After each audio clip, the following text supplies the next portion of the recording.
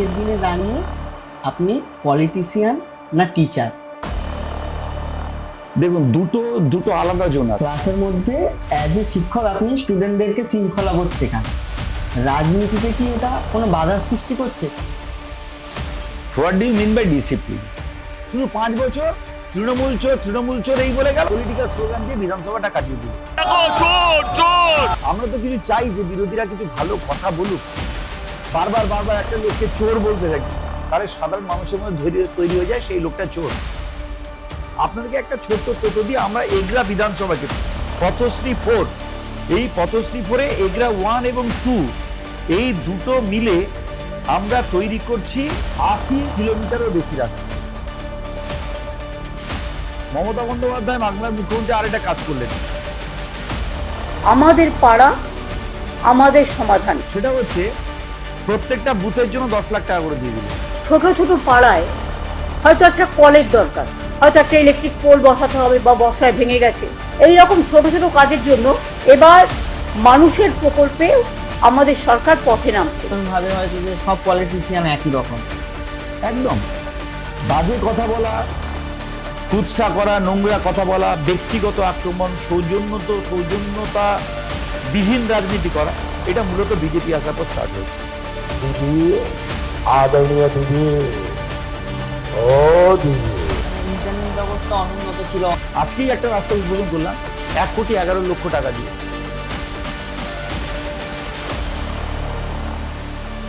কেন্দ্রের কাছ থেকে এখন 2 লক্ষ কোটি টাকা পাওনা।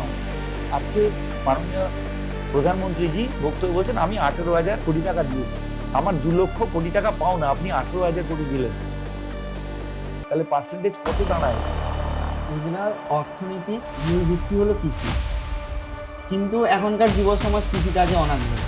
খুব কম বয়স বলে, স্যার আমি 3 মাস মাঠে পড়ে থাকবো, এই 3 মাস পরে যে কাল্টিভেশনটা হবে, যে ক্রপটা হবে, সেটা আমি বিক্রি করে যে প্রফিটটা পাবো, তাদের দেখালো দুজনে বলছে আমাদের 30,000 পার মান্থ ইনকাম হয়ে যায়। এই যে তাহলে স্যার এই যে শর্ট টার্ম সেমিস্টার মডেল তৈরি হচ্ছে, এইটার আপনি কেমন ডিফাইন করবেন? না, ছেলে মেয়েদের উপর বাড়েন না দেওয়া।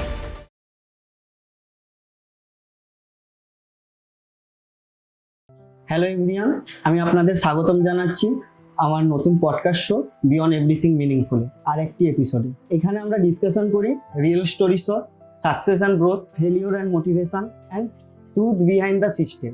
আজকের পর্বটি সত্যি অসাধারণ এই কারণে, আজকে আমাদের মধ্যে যিনি রয়েছেন তিনি শিক্ষক হিসেবে ভবিষ্যৎ প্রজন্মকে গড়ে তুলছেন এবং জনপ্রতিনিধি হিসেবে মানুষের সেবার পাশে দাঁড়ান।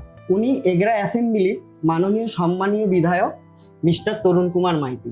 আজকে আমরা ওনার রিয়েল লাইফের এক্সপিরিয়েন্স এবং ওনার এতদূর পর্যন্ত ওনার জার্নিটা আমরা ডিসকাশন করব, যেটা উনি মিনিংফুল ওয়েতে তুলে ধরবেন। আজকে যুব সমাজের দিক কী দৃষ্টিভঙ্গি আছে, আজকে ভবিষ্যতে ওনার ডেভেলপমেন্ট রিলেটেড ওয়ার্কের কী দৃষ্টিভঙ্গি আছে।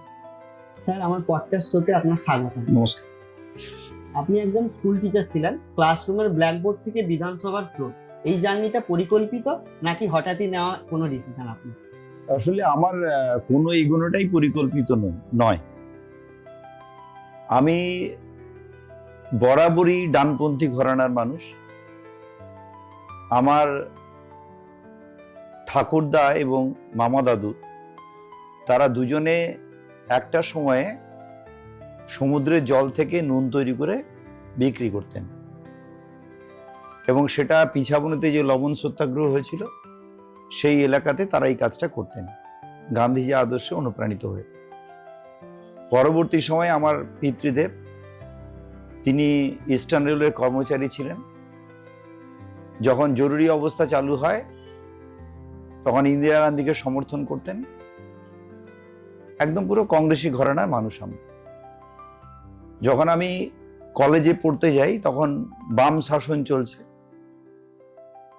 তখনই একটু সচেতন হতেই বামেদের যে আগ্রাসী মনোভাব, যাকে আমরা পরবর্তী সময়ে হারমাতগিরি বলে টাইটেলাইজ করেছি বা নামকরণ করেছি, তো সেটা হয়তো নামকরণ হয়েছে, কিন্তু বডি ল্যাঙ্গুয়েজের মধ্যে একটা অ্যাগ্রেশন ছিল। এই অ্যাগ্রেশনটা কখনো মানতে পারিনি। হুমকি দেওয়া, ধমক দেওয়া, ভয় দেখানো, মানুষ মানুষকে ভয় দেখাচ্ছে, সেটা যে কারণেই হোক, রাজনীতির কারণে হোক কিংবা যে কোনো কারণে হোক, এটা আমার পছন্দের নয়। স্বাভাবিকভাবে আমাদের বাড়ির ঘরানায় আমি মানুষ, ডানপন্থী ঘরানায় মানুষ, বামপন্থী বিরোধী চিন্তা ভাবনা কলেজের ইউনিয়নের সঙ্গে ডাইরেক্টলি আর ইনডাইরেক্টলি যুক্ত থেকেছে। এবং খুব অল্প বয়সে, মাত্র 21 বছর 3 মাস বয়স আমার, আমি বিদ্যালয়ে শিক্ষকতার কাজে যোগ দিই। এটা ছিল 1990 সালে 2 জুলাই। তখন চতুর্দিকে বাম রাজত্ব চলছে এবং শিক্ষিত এবং শিক্ষক হিসেবে অনেক সচেতনতাও নিজেদের মধ্যে তৈরি করেছি, নিজের মধ্যে তৈরি হয়েছে। তো তখন আমরা তার ঠিক 3 মাস পরে আমরা একটা জয়েন্ট কাউন্সিল, আমাদের জয়েন্ট ফোরাম ছিল শিক্ষক সংগঠনের। আমি 21 বছর 6 মাস বয়স আমার যখন, তখন আমি আমার জোনের দায়িত্ব নিই সরকার বিরোধী শিক্ষক সংগঠন। তো সেই শিক্ষক সংগঠনে আমি ব্লক সামলেছি, জোন সামলেছি, ব্লক সামলেছি, সাব ডিভিশন সামলেছি, জেলা সামলেছি, পরবর্তী স্তরে রাজ্য স্তরেরও মেম্বার হয়েছি। তো এই চলছিল মূলত অন্যায়ের প্রতিবাদ করা এবং যেটা সঠিক নয় তাকে না মেনে নেওয়ার চিন্তা ভাবনা প্রকাশ করা, এটাই মূলত ছিল। পরবর্তী সময়ে এই কংগ্রেস ঘরানা থেকে আমরা বেরিয়ে আসি যখন মমতা বন্দ্যোপাধ্যায় 1998 সালে তৃণমূল কংগ্রেস তৈরি করেন। তখন আমরা তৃণমূল কংগ্রেসে সক্রিয় ভূমিকা গ্রহণ করতে আমরা শুরু করি। আসলে এটা নিশ্চিতভাবে আমাদের কাছে গুরুত্বপূর্ণ হয়ে গিয়েছিল, কারণ যেহেতু আমরা বামপন্থীর অ্যাগ্রেশন, তাদের হুমকি ধমকি, তাদের বডি ল্যাঙ্গুয়েজ, এগুলো মেনে নিতে পারছি না এবং ধীরে ধীরে বিভিন্ন অন্যায় চোখের সামনে এসে যাচ্ছে। স্বাভাবিকভাবে কংগ্রেস রাজনীতিটা করা আমাদের সামনে খুব স্বাভাবিক ছিল এবং তখন দেখছিলাম কংগ্রেস নেতৃত্বরা ততটা প্রতিরোধ বা প্রতিবাদ গড়ে তুলতে পারছিলেন না বামফ্রন্টের বিরুদ্ধে। কোথাও কোথাও সেটিং হয়তো হচ্ছিল, তখন তরমুজ বলে বলা হতো। তো তখন মমতা বন্দ্যোপাধ্যায়ের নেতৃত্ব আমাদেরকে ভীষণভাবে অনুপ্রাণিত করে। তখন থেকেই মনে হয়েছিল যে প্রতিবাদ আন্দোলন সরকারের অন্যায়ের বিরুদ্ধে সংগঠিত করা খুব প্রয়োজন, অন্তত মানুষকে সচেতন করা, মানুষকে জাগ্রত করা খুব দরকার, মানুষের কাছে পৌঁছানো দরকার। সেটা মমতা বন্দ্যোপাধ্যায় মূলত কংগ্রেসের থেকেও করছিলেন, যুব কংগ্রেসের সভানেত্রী হিসেবেও করছিলেন, কিন্তু ঠিক ততটা সাপোর্ট পাচ্ছিলেন না দলের কাছ থেকে। তাই একদম অ্যাক্টিভ রেজিস্ট্যান্স যাকে বলে সেটা তৈরি করার জন্য তিনি নিজের দল তৈরি করেছেন 1998 সালে 1 জানুয়ারি। তখন থেকে আমরা মমতা বন্দ্যোপাধ্যায়ের সঙ্গে মমতা বন্দ্যোপাধ্যায়ের দল করি।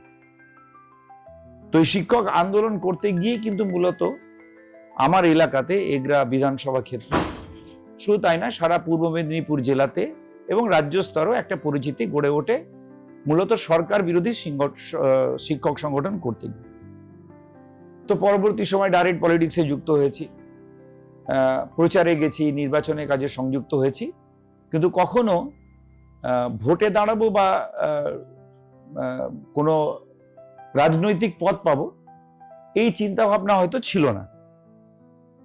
কিন্তু কাজ করতে করতে করতে করতে দল আমাকে বেছে নেয় এবং আমি উপযুক্তভাবে, দল আমাকে উপযুক্ত মনে করে বলে পদ দিয়েছে বা আমাকে বিধায়ক বানিয়েছে। তো এই হচ্ছে ডাইরেক্ট রাজনীতিতে জড়িয়ে পড়ার মূল বিষয়। এর আগে আমি পুরসভার নির্বাচন করেছি, পঞ্চায়েতের নির্বাচন করেছি, এমএলএ নির্বাচনে ইলেকশন এজেন্ট হয়ে গুরুত্বপূর্ণ ভূমিকা পালন করেছি, এগরা বিধানসভা ক্ষেত্রে সর্বত্র ঘুরে বেড়িয়েছি বিধায়ক হওয়ার আগে। তো 2021 সালে প্রথমবারের জন্য আমাদের দল, তৃণমূল কংগ্রেস এবং আইপ্যাক, এরা যখন সার্চ করতে আসেন আর কি কারা প্রার্থী হতে পারেন, তো যেহেতু আমার আগের যিনি বিধায়ক ছিলেন তিনি করোনাতে মারা যান, খুব স্যাড একটা ঘটনা আমাদের কাছে ছিল। তো তারপরে তারা আমাকে গতবারের নির্বাচনে 2021 নির্বাচনে মনোনীত করেন এবং আমি জয়লাভ করি মানুষের আশীর্বাদ। আজকের দিনে দাঁড়িয়ে আপনি পলিটিশিয়ান না টিচার, কোনটা বেশি আপনাকে ভাবায় এবং কেন? দেখুন, দুটো আলাদা জোনার। একজন, আমি যখন টিচারশিপ করছি, শিক্ষকতা করছি, ক্লাসে ছেলে মেয়েদের পাঠ দান করছি, স্বাভাবিকভাবে কিছু নৈতিকতা তাদেরকে শেখানোরও দরকার হয়, তাদেরকে সামাজিকভাবে সচেতন করারও দরকার হয়। শুধুমাত্র পাঠ্যপুস্তকের মধ্যে আবদ্ধ থাকলে তো হয় না, কারণ পাঠ্যপুস্তকে যে জ্ঞানটা আমরা পাই বা যে জ্ঞানটা আমরা দিই বা তারা গ্রহণ করে, সেটা ইমপ্লিমেন্টেশনের বড় জায়গা হচ্ছে এই সমাজটা, এই প্ল্যাটফর্মটা। ফলে স্বাভাবিকভাবে ছাত্রছাত্রীরা যখন কাছে আসে মাস্টারমশাই হিসেবে, নিশ্চিতভাবে আমাদেরকে যখন প্রিয় বলে মনে করে, তখন তাদের বিভিন্ন সমস্যা নিয়ে আমাদের কাছে যখন আসে, সঠিক পথ দেখানোর দরকার হয়।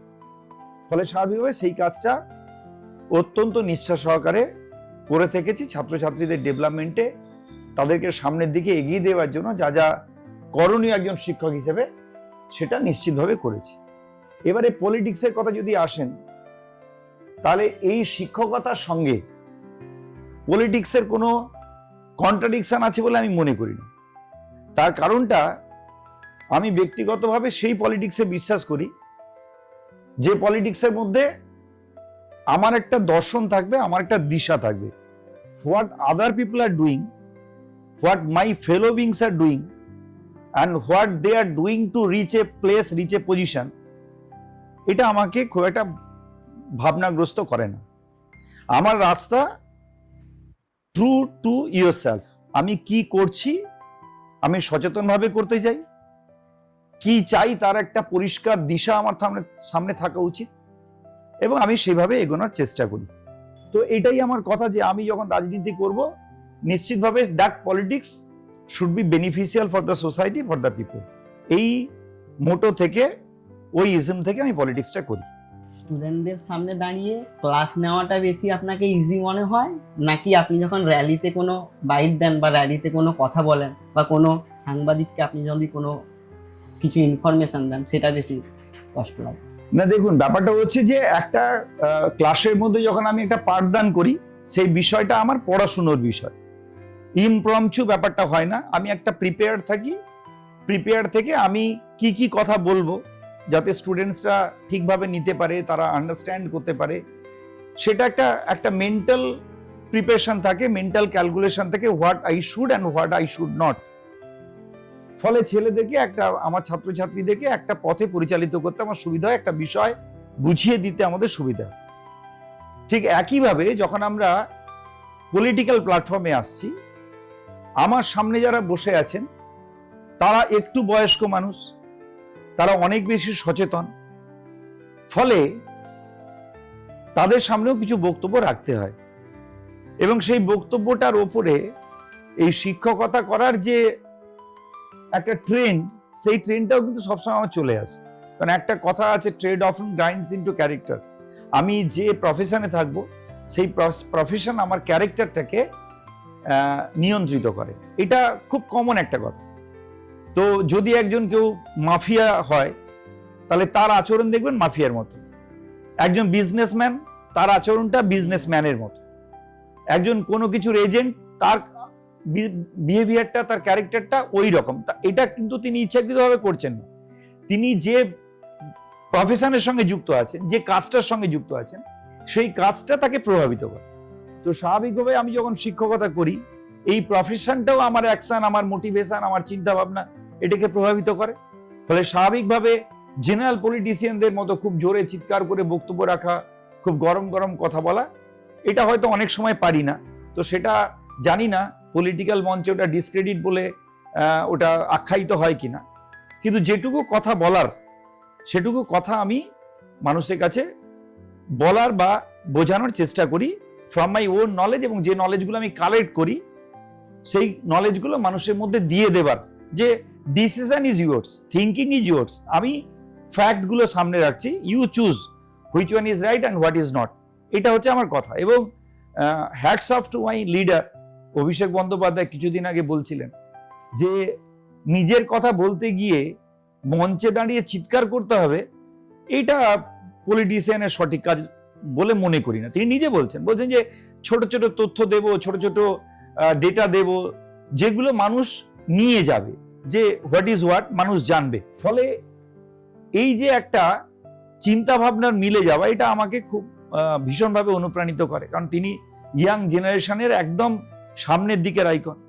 তো স্বাভাবিকভাবে আমিও পরে মিলিয়ে দেখেছি যে আমার চিন্তা ভাবনার সঙ্গে উনার চিন্তা ভাবনাটা এই জায়গাটাতে মিলে যাচ্ছে। তিনি বলছেন যে গলা শিরা ফুলিয়ে খুব চিৎকার করে খুব গরম গরম বক্তৃতা দেওয়ার কোনো দরকার নেই, ছোট্ট ছোট্ট প্লেস করো মানুষের সামনে, যা যা করেছি আমরা, যা যা সরকার করেছে সেগুলো মানুষের সামনে তুলে দাও। আর পলিটিক্স মানে এটা তো ঠিক হাইড অ্যান্ড সিকের খেলা। একটা গ্লাসে যদি অর্ধেক জল থাকে, যারা পজিটিভ পলিটিক্স করে তারা বলবে the glass is halfly filled up, আর যারা নেগেটিভ তারা বলবে এটা অর্ধেক খালি। এটা তো পলিটিক্সের জেনারেল থিওরি। কিন্তু আমি মানুষের কাছে কোনটা নিয়ে যাবো, কারণ একটা যে কোনো রাজনৈতিক দল, যে কোনো বিধায়ক হন, এমপি হন, সরকার হোক, মানুষের each and every demand fulfil করে দেওয়া এটা কখনোই সম্ভব নয়, কারণ ডিমান্ড গ্রো হতে থাকে। আজকে মানুষের যেটা চাহিদা ফিল আপ করলাম, কালকে নতুন চাহিদা তৈরি হবে, সেটা ফিল আপ করলাম, আরেকটা চাহিদা তৈরি হবে। It is simply impossible to cater all the demands of the people or the demands of the public. But what we can do, আমরা কি করতে পারি, ছোট্ট ছোট্ট স্টেপে মানুষের প্রয়োজনগুলো মেটাতে পারি, মানুষের অসুবিধাগুলো দূর করতে পারি, তার জীবনে চলার পথটাকে একটু স্মুদেন করতে পারি। যে 100% স্মুথ করে দেবো সেটা হয়তো পারবো না, কিন্তু যন্ত্রণার সময়, মানসিক কষ্টের সময়, ভীষণ অসুবিধার সময় একটা মমতার হাত পিঠে রাখাটাও তার কাছে বিরাট পাওয়া বলে মনে হয়। এটাও এক ধরনের কেয়ার। নিশ্চিত আমি এটাই কথাই বলছি যে আমি সব পারবো না, কিন্তু পাশে যদি দাঁড়িয়ে যদি আমি তার পিঠে হাতটা রেখে বলি, ভাই দেখো দুঃখ সবার জীবনে আসে, একটু সামলে চলো, সামলে যাবে, তখন সে কিন্তু পেছন ফিরে তাকিয়ে দেখবে কোন লোকটা তার পিঠে হাতটা রাখলো। এটাই আমরা করতে পারি, সবকিছু মিটিয়ে দিতে পারবো, সবকিছু পূরণ করে দিতে পারবো। এটা এভরিওয়ান নোজ, যারা যে পলিটিক্স করুক, যাদের ইজম যাই হোক, everyone knows it is not possible. তো সেখানেই তারা খেলাটা খেলেন, তারা নিজের স্বার্থ সিদ্ধির জন্য নেগেটিভ কথা বলেন, অর্ধেকটা খালি, এবং দে ডিনায় যে তার আড়ালে লুকিয়ে আছে অর্ধেকটা পূর্ণ, সেটা তারা বলেন। ক্লাসের মধ্যে অ্যাজ এ শিক্ষক আপনি স্টুডেন্টদেরকে শৃঙ্খলাবোধ শেখান, রাজনীতিতে কি ওটা কোনো বাধার সৃষ্টি করছে? কারণ রাজনীতিটা অনেক সময় বিশৃঙ্খল বা chaotic। দেখুন একটা কথা বলি আপনাকে, what do you mean by discipline? Discipline আমার মনে হয় firstly it comes from within. আমার সামনে অনেক মানুষ আছে, আমি জানি না তারা ডিসিপ্লিন হবে কি হবে না, দে মে বি ইনডিসিপ্লিন, তারা ইনডিসিপ্লিন হতে পারে, কিন্তু আমি নিজের কাছে নিজে ইন্টারনালি ফ্রম উইদিন আমি ডিসিপ্লিন কিনা, এটা খুব গুরুত্বপূর্ণ। একটা ছোট্ট উদাহরণ দিই, কদিন আগে আমি একটা অনুষ্ঠানে গিয়েছিলাম। অনুষ্ঠান মানে it was not a political event, একটা সামাজিক অনুষ্ঠান, একটা পুজোর উদ্বোধনে গেছিলাম। মঞ্চের উপরে দাঁড়িয়ে আছি, মঞ্চের উপরে দাঁড়াতে দাঁড়াতে হঠাৎ করে একজন যিনি অ্যাঙ্কার ছিলেন, তিনি অ্যানাউন্স করছেন যে আমরা আমাদের ক্লাবের দুজন মানুষকে এই বছরের মধ্যে হারিয়েছি, তাদের উদ্দেশ্যে আমরা শোক জ্ঞাপন করব। তো আমরা যারা বড়, আমরা জানি কিভাবে শোক জ্ঞাপন করতে হয়, তো আমরা উঠে দাঁড়িয়ে একদম সাইলেন্টলি মাথা নিচু করে যেভাবে রেসপেক্ট দেখানো দাঁড়িয়ে আছে। সামনে ক্লাবের বাচ্চা বাচ্চা ছেলেগুলো বসেছিল, একদম ওই 10 বছর 12 বছর 14 বছর বয়স। তারা তখন স্বাভাবিকভাবে they don't know what to do, তারা জানেই না যে কি অ্যানাউন্সমেন্ট হয়েছে, কি হবে। তো এবারে হঠাৎ করে তাদের মধ্যে একটি ছেলে বলছে, এই চুপ কর চুপ কর। They all become silent. এটা কি করে এলো না, তা এটা এলো যে আমরা উপরে সাইলেন্ট আছি, তাদেরকে কিন্তু কেউ বলেনি যে তোমরা একদম চুপ করে বসো, যখন আমরা শোক প্রস্তাব দিই বা শোক পালন করি তখন এইভাবে দাঁড়াতে হয়। নো ওয়ান টোল্ড দেম, কিন্তু তারা নিজে বলাই চুপ কর। তারা কিভাবে শিখলো না, উপরে মঞ্চের লোকগুলো যখন সাইলেন্টলি দাঁড়িয়ে আছে, বয়স্ক মানুষগুলো, তখন তারা বুঝে গেল যে আমাদেরকেও সাইলেন্ট হতে হবে। They became silent. তো এটাই কিন্তু এডুকেশন। তাহলে আমি যদি সাইলেন্ট না হতাম, ওরাও কিন্তু সাইলেন্ট হতো না। তাহলে আমি যদি ফ্রম উইদিন আমি যদি ডিসিপ্লিন হই, তাহলে আমার লোকগুলো ডিসিপ্লিন হবে, আর আমি যদি ইনডিসিপ্লিন হই, তাহলে আমার উল্টো দিকের লোকগুলো ইনডিসিপ্লিন হবে। ফলে ডিসিপ্লিনটা এইভাবে চারিয়ে যায়, এইভাবে ছড়িয়ে যায়। আর কিছু লোক আছে, those who are vindictive in nature, intentionally তারা ইনডিসিপ্লিনড হয়, কেওস তৈরি করে, they just don't want to understand what is what. কারণ এটা তাদের মোটিভ, এটা তাদের কি বলে, এটা করার ইচ্ছে যে they will do that, it is planned. সুতরাং তাদেরকে আমরা কোনোভাবেই ডিসিপ্লিন করতে পারবো। করেন আলটিমেটলি কিভাবে? অ্যাকচুয়ালি বিবেকানন্দের তথ্য যে আপনি যদি বিশ্বাস করেন, আপনি যদি নিজে ডিসিপ্লিন হয়ে যান, তাহলে ওরাও ডিসিপ্লিন হয়ে যাবে। কারণ ধরুন একটা লোক খুব শান্তভাবে বসে আছে, একদম চুপচাপ বসে আছে, তার উপরে উল্টো দিকের লোক যতই অ্যাংরি থাকুক, সে কতক্ষণ অ্যাটাক করতে পারবে? পারবে না, কিন্তু একটা সময় থেমে যাবে। কখন দ্বন্দ্বটা কখন বাজে? আমিও এজিটেটেড, আমার উল্টো দিকের লোকটাও এজিটেটেড, তখনই কিন্তু স্কাফলটা তৈরি হয়, তখনই কিন্তু সমস্যাটা তৈরি হয়। আমি যদি সাইলেন্ট থাকি, সে 2-4টে কিলচড় মারবে, 2-4টে বাজে কথা বলবে, দেন হি উইল বিকাম সাইলেন্ট। তো আমি যদি ডিসিপ্লিন হই, তারা প্রথমে ইনডিসিপ্লিন থাকবে, তারপর ডিসিপ্লিন হয়ে যাবে। টিচার যখন এমএলএ হন, তখন ডিসিশন নেওয়ার মাইন্ডসেটটা কি আলাদা হয়? না, এটা ডিসিশন, এটা অন্য জিনিস। ব্যাপারটা হচ্ছে যারা টিচারশিপ করছেন, they are also leading, they are leading the people, they are leading the other teachers, তারাও লিড করছেন উইদিন দ্য ইনস্টিটিউশন। আর আমরা যারা পলিটিক্স করি, পলিটিক্সের সঙ্গে যুক্ত হই, তারা আমরা একটা বৃহত্তর সমাজের কিছু মানুষকে লিড করি। ডেমোগ্রাফিটা এক্সটেন্ডেড থাকে। Extended, right. এটা একটা উইদিন দ্য হাউস ছিল, উইদিন দ্য বিল্ডিং ছিল, উইদিন দ্য ইনস্টিটিউশন ছিল। এটা ইনস্টিটিউশনের বাইরে একটা বিরাট ক্ষেত্র, সেখানে আমরা মানুষকে লিড করছি। Nature of leadership, policy of leadership, necessity of leadership, এটা চেঞ্জ হয়, কিন্তু কোয়ালিটি অফ লিডারশিপ সেখানেও যা এখানেও তাই, শুধু কায়দাটা আলাদা। ছাত্রকে যেভাবে লিড করতে হয় আর জেনারেল পিপলকে যেভাবে লিড করতে হয়, এই দুটো ওয়ে আলাদা, কিন্তু leadership is everywhere, in every sphere of life, every point of life আমাদেরকে লিড করতে হয়। প্রত্যেকটি জায়গায় লিড করা। আমি ধরুন একটা পরিবারে, যৌথ পরিবারে বাস করি, 10 জন আমার ফ্যামিলি মেম্বার। আমি যদি বাড়ির কর্তা হই, সেখানেও আমাকে এই 10 জন ফ্যামিলি মেম্বারসকে লিড করতে হয়। আমি যদি একটা স্কুলে যাই, মাস্টারমশাই হই, আমাকে লিড করতে হয় স্টুডেন্টসদেরকে। আমি যদি পলিটিক্যাল পার্টির কেউ হই, আমাকে পলিটিক্যাল পার্টিকে লিড করতে হয়। লিডারশিপ কোয়ালিটি প্রত্যেকের মধ্যেই আছে, এবারে যে যেভাবে চিন্তা ভাবনা করে লিড করে। ফ্যামিলি আর ক্লাসরুম, এই যে দুটো জিনিস, এটা আপনি হ্যাবিচুয়েট হয়ে যান। বাট যখন আপনি এক্সটেন্ডেড ডেমোগ্রাফিতে কখনো কখনো কিছু কিছু মানুষের আইডিওলজি জানা থাকে না, বা আপনি হ্যাবিচুয়েট থাকে না, সেই জায়গায় আপনি কি প্রেসারের সম্মুখীন হন? না, ব্যাপারটা যে প্রেসার তো থাকবেই, এটা মানে it is you have to outside the pressure. কেননা দেখুন, আমি যখনই একটা বড় ক্ষেত্রে যাব, মানুষের সংখ্যা বেশি, তো লোকের চাহিদাও তো বেশি, ইনডিসিপ্লিন হওয়ার পসিবিলিটিও বেশি, ফলে স্বাভাবিকভাবে সেই প্রেসারটা তো you have to take it. আমি প্রেসার নিতে পারবো বলেই তো লিডার। ছোট স্পিয়ারের মধ্যে কম প্রেসার, বড় স্পিয়ারের মধ্যে বেশি প্রেসার, কিন্তু লিডারশিপ দেবো বলেই তো বড় স্পিয়ারে ঢুকেছি, তো ইটস দ্য চয়েস। সুতরাং সেখানে তো প্রেসার নিতে হবে, এবং কোথাও কোথাও যে এভরি কেসেস সবটা স্মুথ হয়ে যাবে, এটা নাও হতে পারে।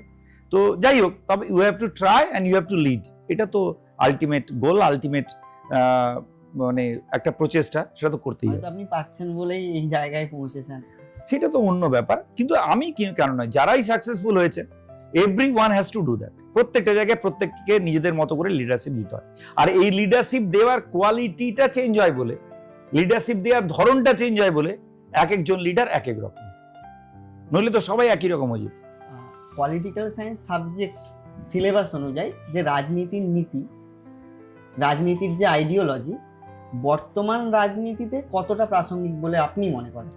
পলিটিক্যাল সায়েন্স অ্যাকচুয়ালি আমাদের কনস্টিটিউশন শেখায়, ইন্ডিয়ান কনস্টিটিউশন কি বলছে, হিস্ট্রি অফ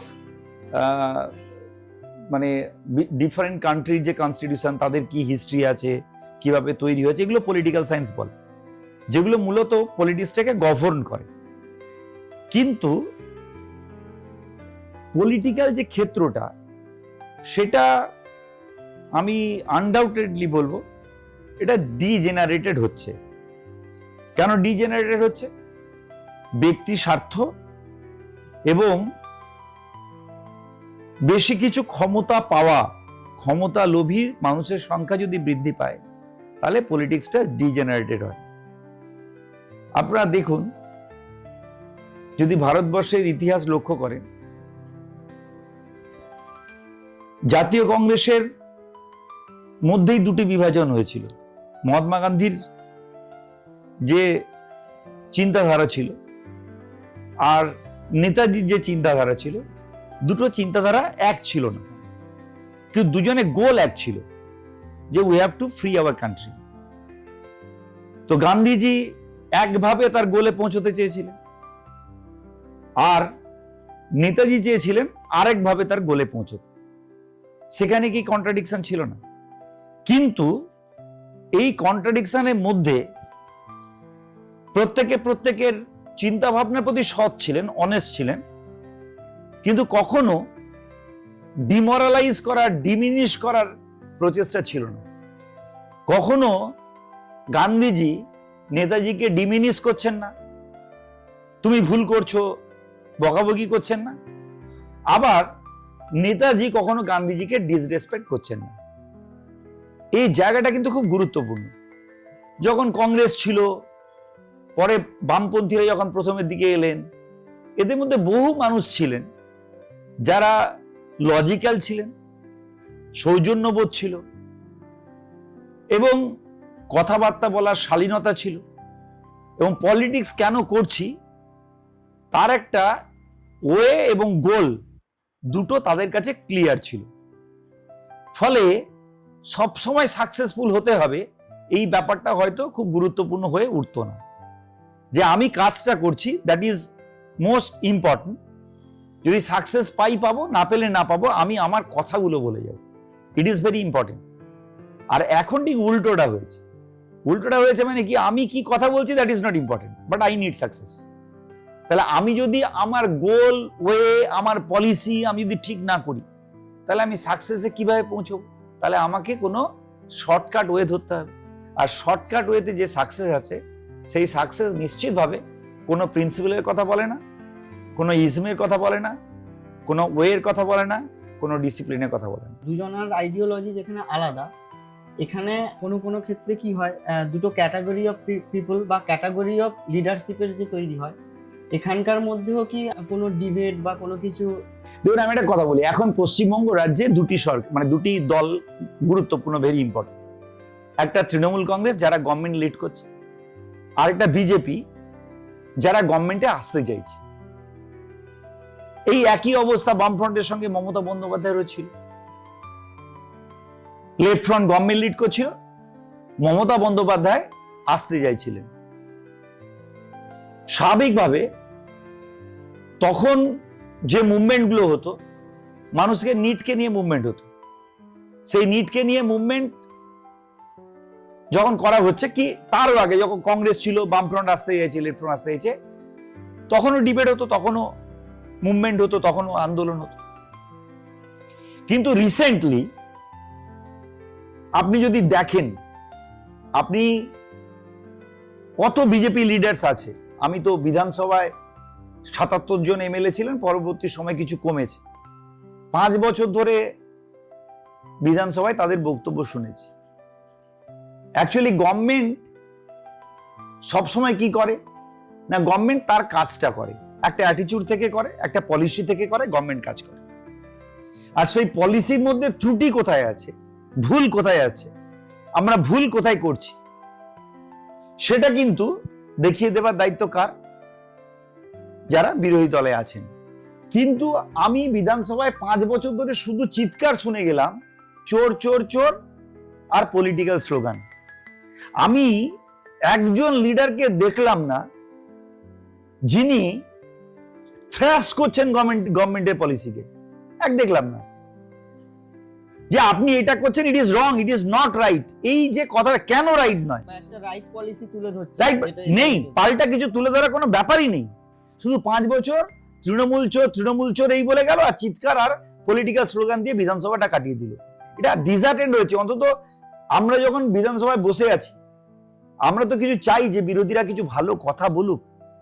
আগে কিন্তু হতো, পলিটিক্যাল ডিবেট হতো। যারা যখন বামফ্রন্টের সময় তৃণমূল কংগ্রেস বিরোধী দলে ছিল, আমরা তো টিভি মিডিয়া মারফত, কাগজের মারফত কিছু কথা বেরিয়ে আসতো, পার্কুলেটেড হতো।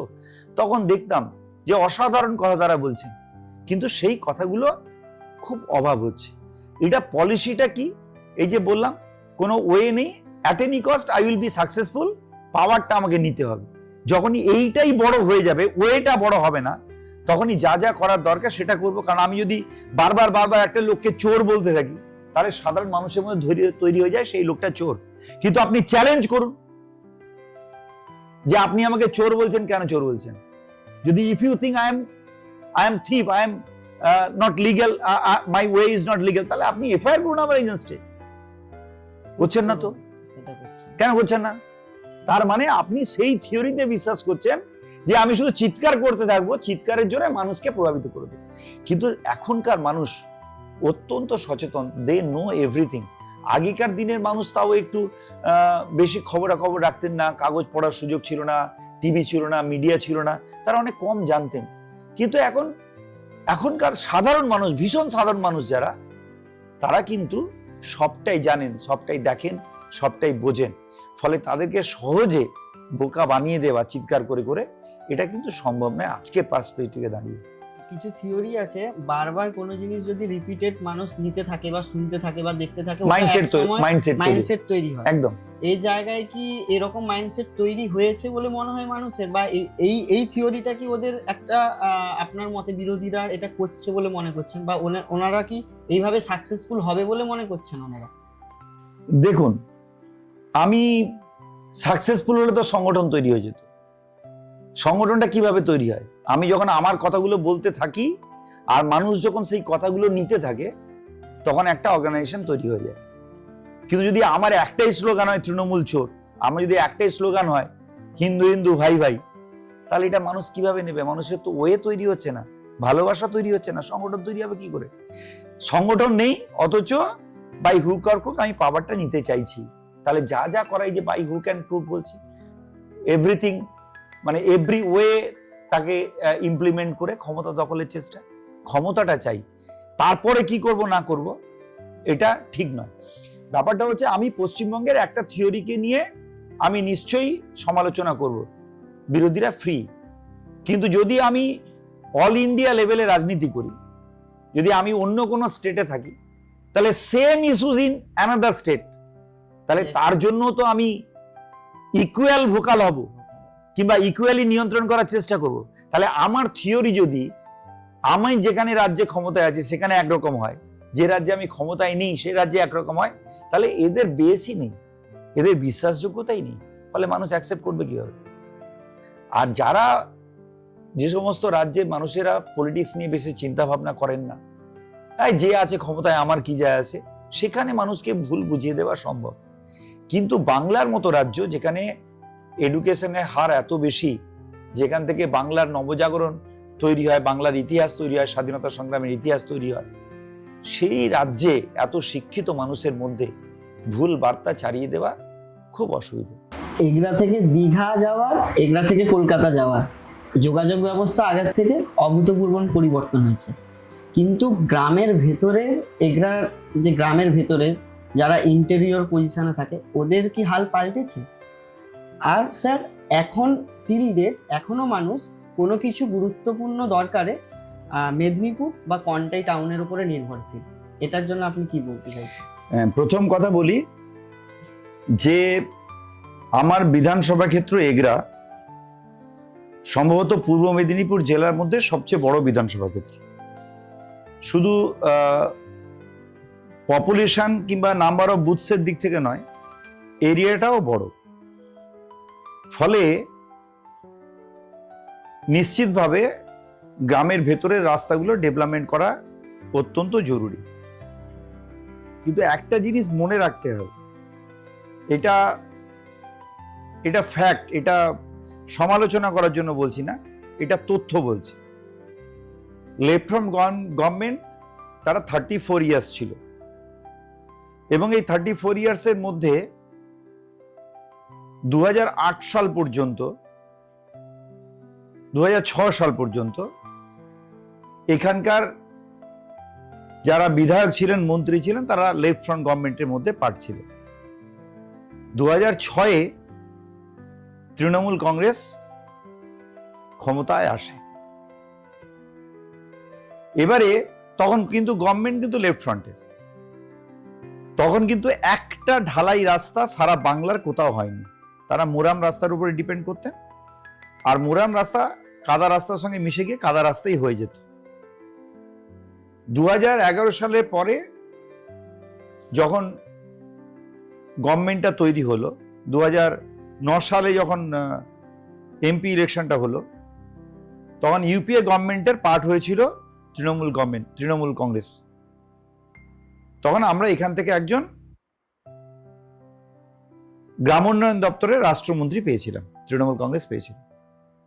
As per direction of our honourable chief minister, সম্ভবত 2013 থেকে কে ছিলেন যদি একটু বলতেন? শিশির অধিকারী আমাদের তখন তৃণমূল কংগ্রেসের এমপি ছিলেন কাঁথি থেকে, তিনি গ্রামোন্নয়ন দপ্তরের রাষ্ট্রমন্ত্রী হয়েছিলেন। এবং মাননীয় মুখ্যমন্ত্রী মমতা বন্দ্যোপাধ্যায়ের নির্দেশে দিল্লিতে দরবার করে আমরা 2013 সালের পর থেকে সম্ভবত ঢালাই রাস্তা করা শুরু করি। তো স্বাভাবিকভাবে এই ঢালাই রাস্তা যদি 13 সালে শুরু হয়, if I am not wrong, আমার রাফলি তাই মনে হচ্ছে, 1-2 বছর এদিক ওদিক হতে পারে। এবারে এই 13 সাল থেকে 2021 সাল, এই 13 সাল থেকে 2021 সাল, এই 21-এ আমি থামছি কেন সেটা পরে বলছি। 13 থেকে 2021 অ্যাকচুয়ালি কত বছর হলো? 8 বছর 9 বছর এরকম হলো। তার মধ্যে 2 বছর কোভিড গেছে। তাহলে আমরা পেয়েছি কত? 13 থেকে 21-এর মধ্যে 8 বছর হলে 6 বছর তৃণমূল কংগ্রেস পেয়েছে এই ঢালাই রাস্তাগুলো তৈরি করার। তখন ফান্ডিং কি ছিল?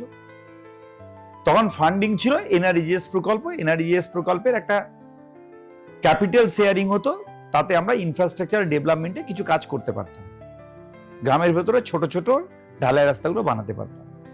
ফলে ইনফ্লাক্স অফ ফান্ড যেটাকে বলে, সেটা প্রচুর পরিমাণে হয়নি। হাতে ছিল কি?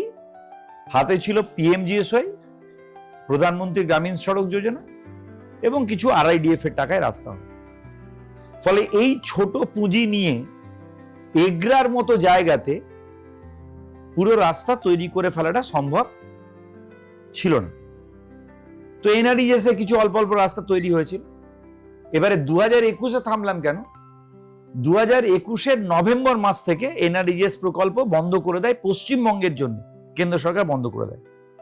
এবং সবচেয়ে মজার ব্যাপার হচ্ছে 2021-এর নভেম্বর মাসে যখন গ্র্যান্ড আসা বন্ধ হচ্ছে, তখন অনেক কন্ট্রাক্টর তারা ওই ইনফ্রাস্ট্রাকচার যে ডিভিশন যেটা ছিল সেখান থেকে এনআরইজিএস এর কাজ করার জন্য টেন্ডার হয়ে গিয়েছিল, মালপত্র ফেলে দিয়েছিল, তাদের অনেকে এখনো টাকা পায়নি। এমনকি জব কার্ড হোল্ডারও টাকা পেয়েছিল না।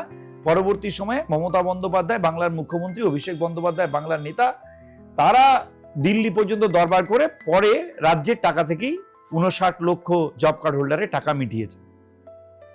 এবারে 2021-এ নভেম্বরে বন্ধ হয়ে গেল। ফলে আমি কিন্তু 2021 পেলাম না। 2022-এ প্রবাবলি বাজেটে আমাদের আস্তে আস্তে পথশ্রী প্রকল্প চালু হলো from the budget of government of West Bengal. Pathashree 1, Pathashree 2, Pathashree 3। এবারে পথশ্রী 1, 2 এবং 3, এই 3টে স্কিমে, 3টে ফেজে সারা পশ্চিমবঙ্গে তৈরি হলো 39,000 কিলোমিটার রাস্তা, 39,000 কিলোমিটার রোড। আর শুধু Pathashree 4, which is now ongoing, এই পথশ্রী 4-এ তৈরি হচ্ছে 30,000 কিলোমিটার, 30,000 কিলোমিটার। তাহলে সব মিলিয়ে কত হলো? 69,000 কিলোমিটার রোড মমতা বন্দ্যোপাধ্যায় তৈরি করছেন এই 21 থেকে 26, এই 4-5 বছরের মধ্যে। আর 34 বছরের লেফট ফ্রন্ট গভর্নমেন্ট, তারা সারা বাংলাতে তৈরি করেছিল কেবলমাত্র 30,000 কিলোমিটার রোড।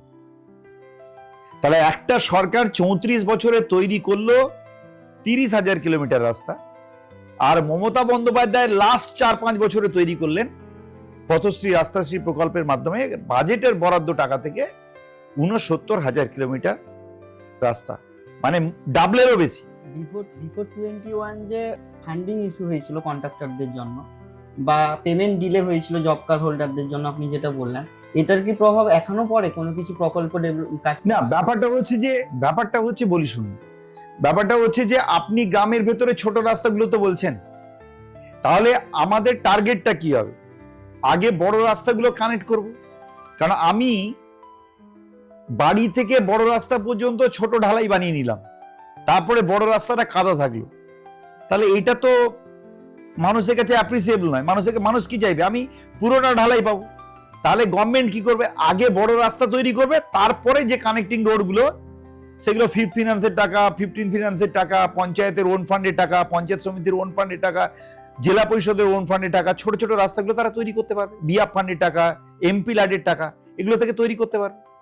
মানে একটা সেকেন্ড অপশন আছে ছোট রাস্তাগুলো বানানোর জন্য। কিন্তু বড় রাস্তা যদি তৈরি না করে দিই, যেগুলোতে বেশি বেশি টাকা খরচা হবে, সেগুলো তো এই ফিনান্সগুলো থেকে হবে না, ফিফথ ফিনান্সে হবে না, এমপি ল্যাডে হবে না, এমএলএ ল্যাডে হবে না, এগুলো হবে না তো। ফলে এই রাস্তাশ্রী পথশ্রী প্রকল্পের মাধ্যমে মমতা বন্দ্যোপাধ্যায় অভাবনীয় কাজ করেছেন। আমি শুধু আপনাদেরকে একটা ছোট্ট তথ্য দিয়ে, আমরা এগরা বিধানসভা ক্ষেত্র পথশ্রী 4, এই পথশ্রী 4-এ এগরা 1 এবং 2 এই দুটো মিলে আমরা তৈরি করছি 80 কিলোমিটারও বেশি রাস্তা, মোর দ্যান 80 কিলোমিটার। এই শুধু পথশ্রী 4-এ। পথশ্রী 1, 2, 3-এর স্টেটমেন্টটা এখন আমি বলছি না, আমি আরো কম্পাইল করে বলবো। পথশ্রী 4-এ তৈরি করছি আমরা প্রায় 80-82 কিলোমিটার রাস্তা তৈরি করছি। শুধু তাই নয়, মমতা বন্দ্যোপাধ্যায় বাংলার মুখ্যমন্ত্রী আর একটা কাজ করলেন, সেটা হচ্ছে প্রত্যেকটা বুথের জন্য 10 লাখ টাকা করে দিয়ে দিলেন। এবারে আমি পথশ্রীতে যে রাস্তাগুলো তৈরি করলাম বড় রাস্তা, সেখান থেকে বাড়িতে যাওয়ার জন্য যদি ছোট রাস্তা তৈরি হয়, তাহলে সেগুলো তোমরা বানিয়ে নাও, তোমাদের মতো করে বানিয়ে নাও, প্রয়োজন মতো বানিয়ে নাও। ইউ আর দ্য লিডার, মানে who the people of the booth, the people of the people those who reside in the beneficial area, তারাই হচ্ছে লিডার, তারাই ঠিক করবে কোন রাস্তা বানাবে, কোন রাস্তা বানাবে না, কোন রাস্তা আছে, কোন রাস্তা নিডেড টু বি কনস্ট্রাক্টেড। ফলে স্বাভাবিকভাবে একটা নেটওয়ার্ক মমতা বন্দ্যোপাধ্যায় তৈরি করে দিলেন পথশ্রীকে সামনে রেখে।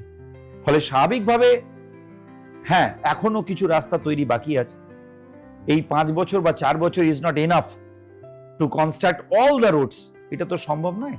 কিন্তু আমরা রাস্তা তৈরি করছি, প্রতিদিন রাস্তা উদ্বোধন করছি, আমাদের সোশ্যাল মিডিয়াতে দেখতে পাবেন মানুষ সমালোচনা করছেন। কারা সমালোচনা করছেন? যারা বললাম যে একটা নির্দিষ্ট লক্ষ্যে রাজনীতি করেন, যারা উন্নয়নটাকেও মানতে চান না। আর এটা মানুষ বিশ্বাস করবে, আমি ঢালাই রাস্তা দিয়ে যাচ্ছি, আর যদি একজন মানুষ বলে আমার রাস্তা তৈরি হয়নি, তাহলে যে লোকটা ঢালাই রাস্তা দিয়ে যাচ্ছে সে বিশ্বাস করবে যে রাস্তাটা তৈরি হয়নি। খুব খুব সাধারণ কথা। একটা কংক্রিটের ব্রিজের উপর দিয়ে মানুষ পেরোচ্ছে, আরেকজন লোক বলছে কোথায় কংক্রিটের ব্রিজ তো হয়নি, সে লোকটা মানবে? এইটুকু সত্যতা, এইটুকু রিয়ালিটি যদি বিরোধী দল বলুন বা যারা রাজনীতি করছে তারা যদি না মানতে শেখে, তাহলে তারা তো মানুষের কাছে হাস্যাস্পদ হয়ে যাচ্ছে, মানুষের কাছে হাস্যাস্পদ। তাহলে তাদের, আমি একজন লিডার, আমার কথা যদি ওয়েটেজ না থাকে, কথার মধ্যে যদি সাবস্টেন্সিয়েটিভ কথা আমার না হয়, তাহলে লোকে নেবে কেন? আমি করব কোনটা? আমি বলবো, নিশ্চিতভাবে বলবো যে এই রাস্তাটা থেকে ওই রাস্তাটা দরকার ছিল, ওটা কেন হলো না। কিন্তু কথাটা হচ্ছে যে কেন্দ্রের কাছ থেকে এখন 2 লক্ষ কোটি টাকা পাও না আমাদের। আজকে মাননীয় প্রধানমন্ত্রীজি বক্তব্য বলছেন আমি 18,000 কোটি টাকা দিয়েছি, আমার 2 লক্ষ কোটি টাকা পাও না, আপনি 18,000 কোটি দিলেন, তাহলে পার্সেন্টেজ কত দাঁড়ায়? রাস্তার ডেভেলপমেন্ট আপনি বলছেন প্যারালালি, যেরকম মেন রোডের কানেক্টিভিটি ডেভেলপ করেছে, সেরকম ইন্টেরিয়র এরিয়াগুলো পথশ্রী, আমাদের পাড়া আমাদের সমাধান, রাস্তাশ্রী প্রকল্পের মাধ্যমে ডেভেলপমেন্ট হয়েছে। বাট এটা কিছু ক্ষেত্রে হয়তো আমি স্বীকার করছি, বাট ছোট ছোট দরকারে এখনো মানুষ এগরাতে টাউন আছে আমাদের, কিন্তু এগরামুখী নয়, কন্টাইমুখী বা মেদিনীপুর টাউনমুখী। এটা কিসের উপর ডিপেন্ড করে জানেন তো?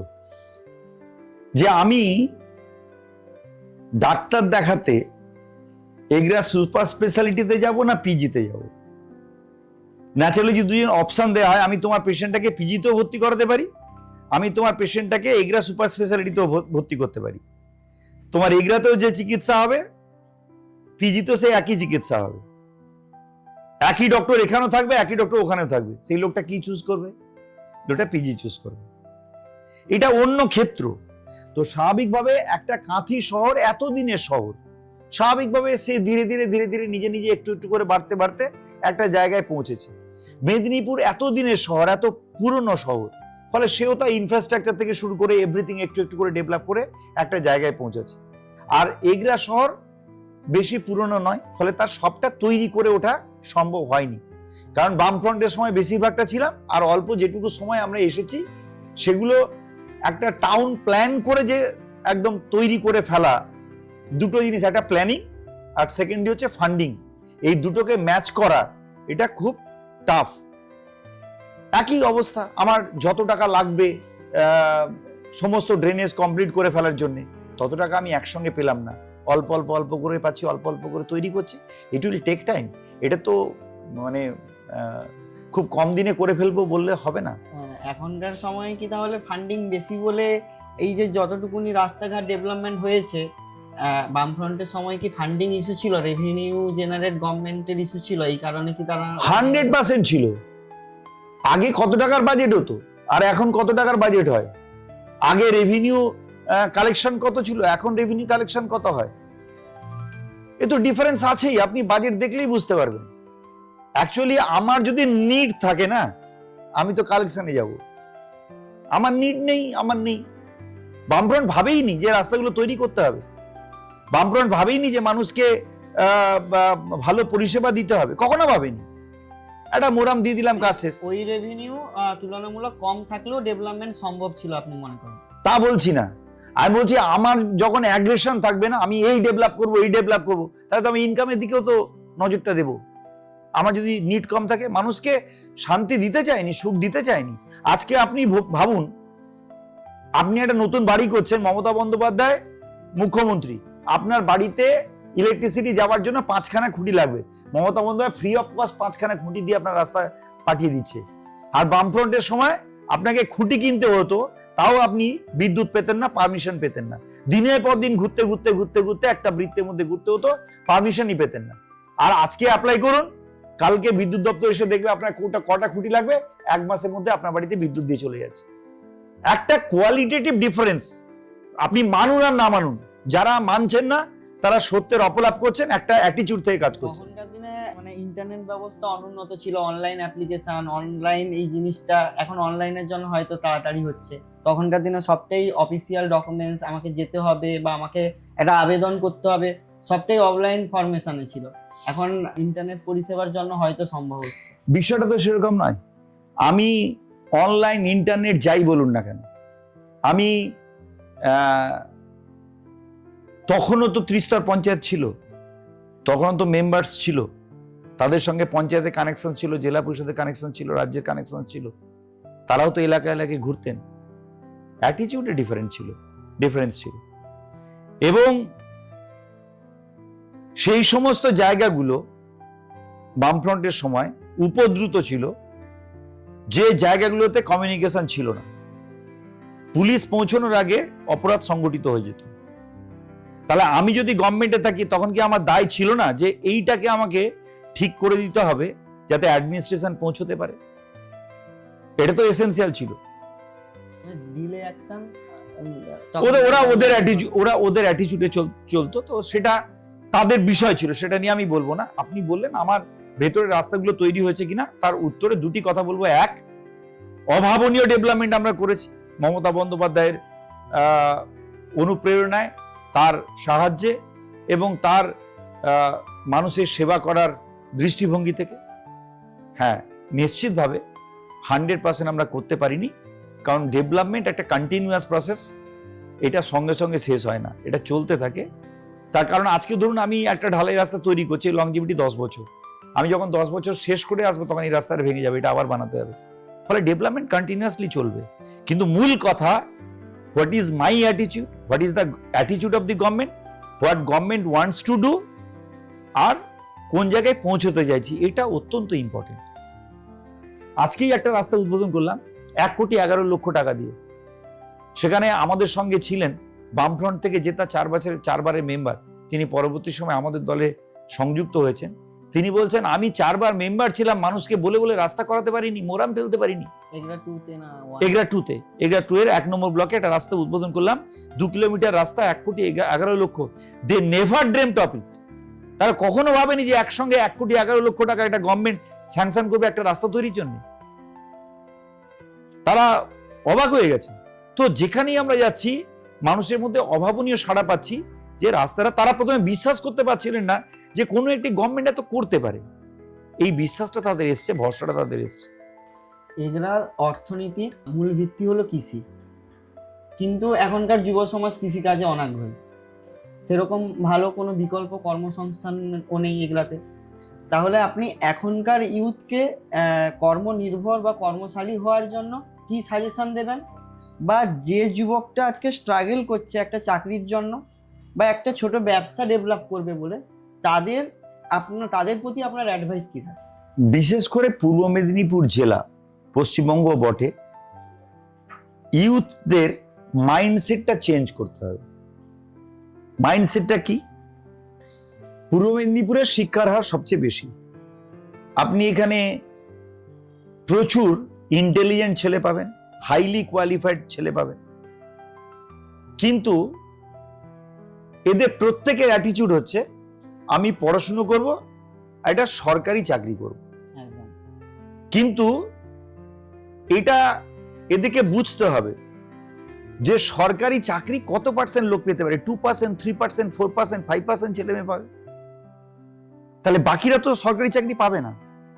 তাহলে আমাকে for the other source of income, other source of লাইভলিহুডের উপর আমার ডিপেন্ড করতে হবে। আপনি গুজরাটে চলে যান, কতজন সরকারি চাকরি করতে চায়? তারা মাইন্ডসেট চেঞ্জ করেছে, তারা বিজনেস করবে, উদ্যোগপতি হবে। গুজরাট হলো industry related state, but Egra বিধানসভাটা মেনলি কৃষি প্রধান এরিয়া। সেখানে তারা যে বিকল্প কোনো কাজ যাবে সেরকম কোনো অপশন পায় না। আমি আমার স্ট্যান্ডটা ক্লিয়ার করুন। আমি রাজ্যের পার্সপেক্টিভে আছি, তারপরে আমি এগরার পার্সপেক্টিভে আছি। এই যে মাইন্ডসেটটার কথা বললাম, এই মাইন্ডসেটটা তো জেনারেল মাইন্ডসেটের বাইরে এগরা নয়। এগরার পিপল, এগরার ছেলেমেয়েরা তো সেই একই মাইন্ডসেটে আছে একদম। এবং তারা মনে করে যে আমি হাইলি কোয়ালিফাইড মানে আমি সরকারি চাকরি করব, এই এডুকেশনের সঙ্গে অন্য কাজের সংযোগ নেই। কিন্তু মাঝে মাঝে আমাদের যে ফেসবুকে দেখি বা সোশ্যাল মিডিয়াতে দেখি, আইআইটি থেকে পাস আউট ছেলেমেয়েরা চাষিদের মধ্যে গিয়ে কাজ করছে। তাহলে তারা কেন করছে? তারা তো ভাবতে হতো আমি আইআইটি থেকে পাস করেছি, তাহলে আমার সামনে বিরাট কর্পোরেট ওয়ার্ল্ড থাকবে, আমি কেন মাঠে ঘাটে কাজ করব? এই মাইন্ডসেটটাকে চেঞ্জ করতে হবে। এই মাইন্ডসেটটা যদি চেঞ্জ হয় তাহলে দেখবেন কারোর হাতে কাজ অভাব হবে না। কেন আমি বলছি? এগরা কৃষি প্রধান জায়গা। এখন আমি কিছু ছেলে মেয়েকে দেখছি, তারা কিন্তু এই মাইন্ডসেটটা চেঞ্জ করেছে। কিছুদিন আগেই হঠাৎ বর্ষার মধ্যে একটা জায়গায় দাঁড়িয়ে পড়েছিলাম, 2-3 বছর 4 বছর আগের কথা বলছি। তো সেখানে দুটি ছেলে দাঁড়িয়ে কথাবার্তা বলছি। তো আমি তাদেরকে বললাম তোমরা কি করো, এখানে দাঁড়িয়েছো? তো আমাকে বলছে স্যার আমরা বাদাম চাষ করি, মানে গ্রাউন্ডনাট আমার এখানে খুব ভালো হয়, গ্রাউন্ডনাট চাষ করি। তো আমি একটু খুব কম বয়স, 25-26 বছর বয়স, দুটি ছেলে। তো কত চাষ করেছো, কি করছো সব জানতে গিয়ে বুঝলাম সে খুব স্মার্টলি আনসার দিচ্ছে। দুটি ছেলে বলে স্যার আমরা যে পরিমাণ জায়গা চাষ করেছি, আমি 3 মাস মাঠে পড়ে থাকবো। এই for the next 3 months we will be in the field. এই 3 মাস পরে যে কাল্টিভেশনটা হবে, যে ক্রপটা হবে, সেটা আমি বিক্রি করে যে প্রফিটটা পাবো, সেটা আমার সারা বছরের মানে আমার ইনকাম। এবং আমাকে হিসেব করে দেখালো যে একটা রাফলি করে দেখালো তারা যে পরিমাণ চাষ করেছে, যে পরিমাণ জায়গাতে, যে পরিমাণ খরচ হবে আর যে পরিমাণ ক্রপ ইল্ড করবে, তাদের দেখালো দুজনে বলছে আমাদের 30,000 পার মান্থ ইনকাম হয়ে যাবে। তার মানে 3,60,000 সে এই 3 মাস মাঠে পড়ে করে নেবে। তাহলে সে 30,000 পার মান্থ অ্যাসিওর করে নিল। তাহলে বাকি 9 মাস he will do something else. আর গ্রাউন্ডনাট তো এক্সপোর্ট মেটেরিয়াল হয়ে যাচ্ছে। ফলে সে সেখানে পড়ে আছে, বলে আমাকে তো 3 মাস, আমি যদি 3 মাস পড়ে থেকে সারা বছরের সাস্টেন্স আমার এসে যায়, আমি এটা কেন করবো না? অ্যাটিটিউড চেঞ্জ হচ্ছে। এবং অ্যাটিটিউড চেঞ্জ হচ্ছে, তার সবচেয়ে বড় লক্ষ্য বা তার থেকে সবচেয়ে বড় প্রমাণ, আমাদের 90 লক্ষের বেশি এমএসএমই রেজিস্ট্রেশন হয়েছে। ভবিষ্যৎ ক্রেডিট কার্ডে ছেলেরা আগ্রহী হচ্ছে। শুধু তাই নয়, এই এমএসএমই রেজিস্ট্রেশনে বাংলা সারা ভারতবর্ষের মধ্যে প্রথম। এটা সেন্ট্রাল গভর্নমেন্টের ডেটা। শুধু তাই নয়, এই এমএসএমই রেজিস্ট্রেশনে বাংলা ইন্ডিয়ার মধ্যে প্রথম শুধু নয়, এখানে যে ফিমেল ইউথরা আছে তার সংখ্যাটাও ভারতবর্ষের মধ্যে সবচেয়ে বেশি। তাহলে কেবলমাত্র মেল নয়, ফিমেল যারা মানে ইউথ, তারাও কিন্তু এমএসএমই রেজিস্ট্রেশন করে ভবিষ্যৎ ক্রেডিট কার্ডের মাধ্যমে বা অন্য কোনো ব্যাংক ঋণের মাধ্যমে তারাও কিন্তু উদ্যোগপতি হবার দিকে যাচ্ছে। They have understood the reality যে 2%, 3%, 4% সরকারি চাকরি হতে পারে, তার মধ্যে সরকারি চাকরি হবে না, আমাকে বিকল্প কর্মসংস্থানের ব্যবস্থা করতে হবে। এবং সেই কাজটা কিন্তু এখনকার ইউথরা করছে। আমার বিধানসভা এলাকার অনেক ইউথ করছে, অনেক সাকসেস স্টোরি আমার সামনে এসেছে, আমি তাদেরকে লক্ষ্য করেছি। যেটা আমাদের করতে হবে, ধরুন আমার এতগুলো এসএইচজি গ্রুপ রেজিস্ট্রেশন হয়েছে, তাহলে ওয়ার্ক ফোর্সের তো আমার অভাব নেই, তাহলে তাদের সামনে কি দিতে হবে তারা চাইছে, সেটা হচ্ছে যে আমরা যেটা তৈরি করব, যে কাজটা করব, তার মার্কেটিংটা করে দিতে হবে। It is important. এবং আমি মানে যদি সুযোগ পাই নেক্সট 5 ইয়ার্স, আমি এটাতেই কনসেন্ট্রেট করব, যাতে করে তাদের মার্কেটিং এর ব্যবস্থা এবং প্রপার ট্রেনিং এর ভেতর দিয়ে তাদেরকে একটা ইনকামের ব্যবস্থা করে দেয়। তারা মুখিয়ে আছে, কাজ করতে চাইছে, মানে তাদের কাজ করার আগ্রহ এত বেশি, তারা একটু হেল্প চাইছে, লাইন আপ করে দিতে বলছে, যাতে করে তারা কাজটা করতে পারে। ফলে অ্যাটিটিউড যে চেঞ্জ হয়েছে, এটা আমরা যখন গ্রামে গ্রামে যাচ্ছি, বুথে বুথে যাচ্ছি, ইউথদের সঙ্গে কথা বলছি, তো তারা কোনো রকম কষ্ট করে প্রোডাকশনটা করে নিচ্ছে, বাট যে একটা খুব ভালো বাজার মূল্যে ভালো মার্কেটে গিয়ে ন্যাশনাল ইন্টারন্যাশনাল লেভেলে জায়গায় তার প্রোডাক্টটাকে পৌঁছাবে, তার জন্য ওদের ট্রেনিং এর দরকার, কিংবা আমাদের হেল্প দরকার। কারণ ওদের তো ফিনান্সের অভাব নেই, ব্যাংক ফাইন্যান্স করছে কম ইন্টারেস্টে, ফলে finance is there, raw material is there, training is there, workforce is there. Only thing you have to channelise the product. এইটা যদি করে দেওয়া যায় কোনোভাবে না, তাহলে তারা কিন্তু স্ট্যান্ড হয়ে যাবে। এই কাজটাই আমাদের করতে হবে। এবং আরেকটা জিনিস লক্ষ্য রাখতে হবে, যে সেম কাইন্ড অফ প্রোডাকশন যদি এক্সেসিভ হয়ে যায়, তাহলে আমি চ্যানেলাইজ করতে পারবো না। তাহলে আমাকে কি করতে হবে, different types of training, different types of production, তার ব্যবস্থা করে দিয়ে ডিফারেন্ট টাইপস অফ মার্কেটিং, এটা আমাকে করে দিতে হবে। তাহলে একটা বিকল্প জায়গা দাঁড়িয়ে যাবে। এই আমাদের ধরো আরো একটা গ্রাউন্ড নাটের পাশাপাশি বিটেল লিফ ও স্যার হিউজ পরিমাণে ফার্মিং হচ্ছে। বিটেল লিফ এনারা র লিফটাকে বাজারে দিচ্ছে বা র লিফকে কেনা বেচা করে বিজনেস করছে। কিন্তু এরকম কিছু আমি প্রোডাক্ট দেখেছি, সেখানে কি হয়, প্রিজার্ভ করে একটা নতুন কোনো কিছু প্রোডাক্টে রূপান্তরিত করে একটা মুখরোচক বা খাওয়ার পরে কোনো মুখশুদ্ধি হিসেবে খুব তৈরি করে দামে এগুলো বিক্রি করছে। একদম। ধরুন আমার গ্রাম থেকে দুধ যারা তৈরি করে, তারা তুলে নিয়ে চলে আসছে, আমুল সেখান থেকে দুধ কালেকশন করছে। আমি ওদেরকে সংগঠিত কেন করতে পারবো না? তারা নিজেদের মতো করে ডেয়ারি ফার্ম তৈরি করে। এখানে ক্যাশিউ নাট প্রসেসিং হয়, প্রচুর পরিমাণে ক্যাশিউ নাট প্রসেসিং হয়। সেই ইউনিটে কেন এসএইচজি গ্রুপ কাজ করতে পারবে না? শুধু ক্যাশিউ নাট প্রসেসিং না, তার ডাউনস্ট্রিম অনেক কাজ আছে, সেগুলো তারা কেন করতে পারবে না? গ্রাউন্ড নাটের ডাউনস্ট্রিম প্রচুর আছে। আমার রাইস মিল থেকে জিনিস নিয়ে তার ডাউনস্ট্রিম অনেক আছে। আমাদের এখানে প্রচুর টমেটো চাষ হয়। এই টমেটো গুলোকে যখন বছরের শেষে মাসে মানে at the end of the season তারা ক্রপ তুলতে যায় না, 2 টাকা করে তখন কেজি পায়। ফলে প্লাক করার যে কস্ট সেটা পায় না, সেটাকে প্রিজার্ভ করা কিংবা তাকে ডাউনস্ট্রিম ইন্ডাস্ট্রি তৈরি করে দেওয়া, এগুলোকে সংগঠিত করার দরকার আছে। আসলে অ্যাকচুয়ালি প্রশ্ন করবেন আপনারা যে আপনি তাহলে এই 5 বছর করলেন না কেন? আসলে আমাকে এটা বুঝতে সময় চলে গেছে। I have to understand how the people work, what they do, what they want. আমি কি করতে পারি এটা বুঝতে হয় প্রথমে। তো কারণ আমি তো এই ফিল্ডে ছিলাম না, আমি পুরোপুরি ইনস্টিটিউশনের মধ্যে ছিলাম, ছেলে মেয়েদেরকে নিয়ে কাজ করতাম। যখন মাঠে নেমে ডাইরেক্ট মানুষের সঙ্গে ইন্টারাকশন হচ্ছে এবং তাদের চাহিদা, তাদের ক্যাপাবিলিটি বুঝতে পারছি, তখন মনে হচ্ছে এটা নিয়ে কাজ করার একটা বিস্তীর্ণ ক্ষেত্র আছে। এগুলো কি কোনো ব্যবস্থা আছে গভর্নমেন্টের তরফ থেকে? প্রচুর ব্যবস্থা আছে। নাবার্ড থেকে শুরু করে আমাদের কোঅপারেশন, ডিপার্টমেন্ট অফ কোঅপারেশন, আমাদের এসএইচজি গ্রুপকে স্বরোজগার কমিশন, প্রচুর ব্যবস্থা আছে, প্রত্যেকটা ডিপার্টমেন্টেই আছে। এই সুবিধাগুলো কি হয়, কি পেতে পারে, এইগুলো ওদের কাছে পৌঁছায়নি বা ওরা ওই জায়গাতে পৌঁছতে পারেনি। ফলে এইটা করে দেওয়াটা খুব জরুরি। মমতা বন্দ্যোপাধ্যায় সব করে দিচ্ছেন। আপনি যদি প্রত্যেকটা ডিপার্টমেন্ট দেখেন, তাদের কাজ দেখেন, ধরুন আমার ফিশারি ডিপার্টমেন্ট, প্রত্যেকের বাড়িতে পুকুর আছে, তো আমি কেন মোটিভেট করতে পারছি না তুমি মাছ চাষটা করো?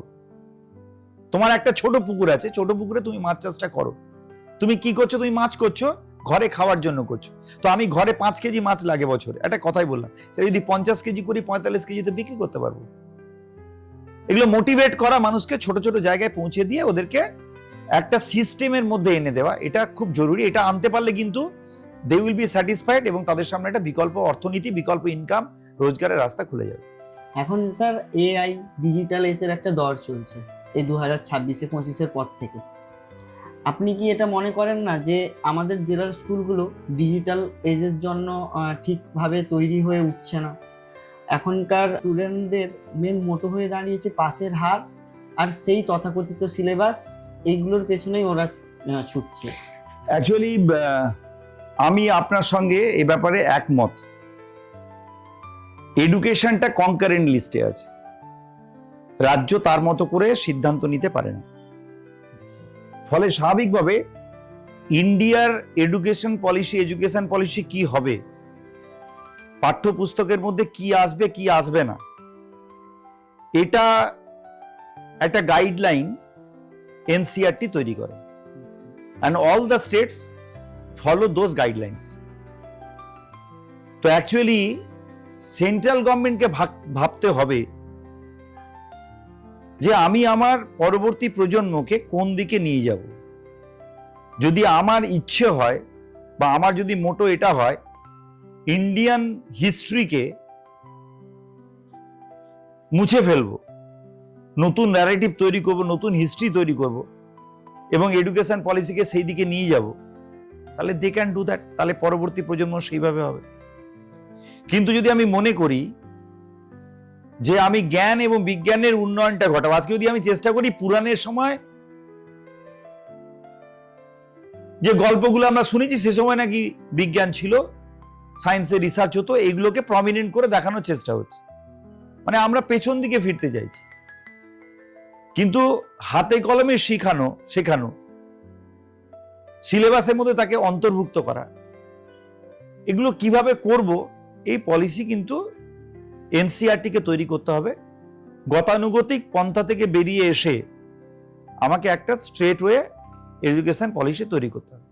নিউ এডুকেশন পলিসি তৈরি হয়েছে, রাজ্যগুলো সেগুলো অ্যাকসেপ্ট করেছে। কিন্তু আমি নিজে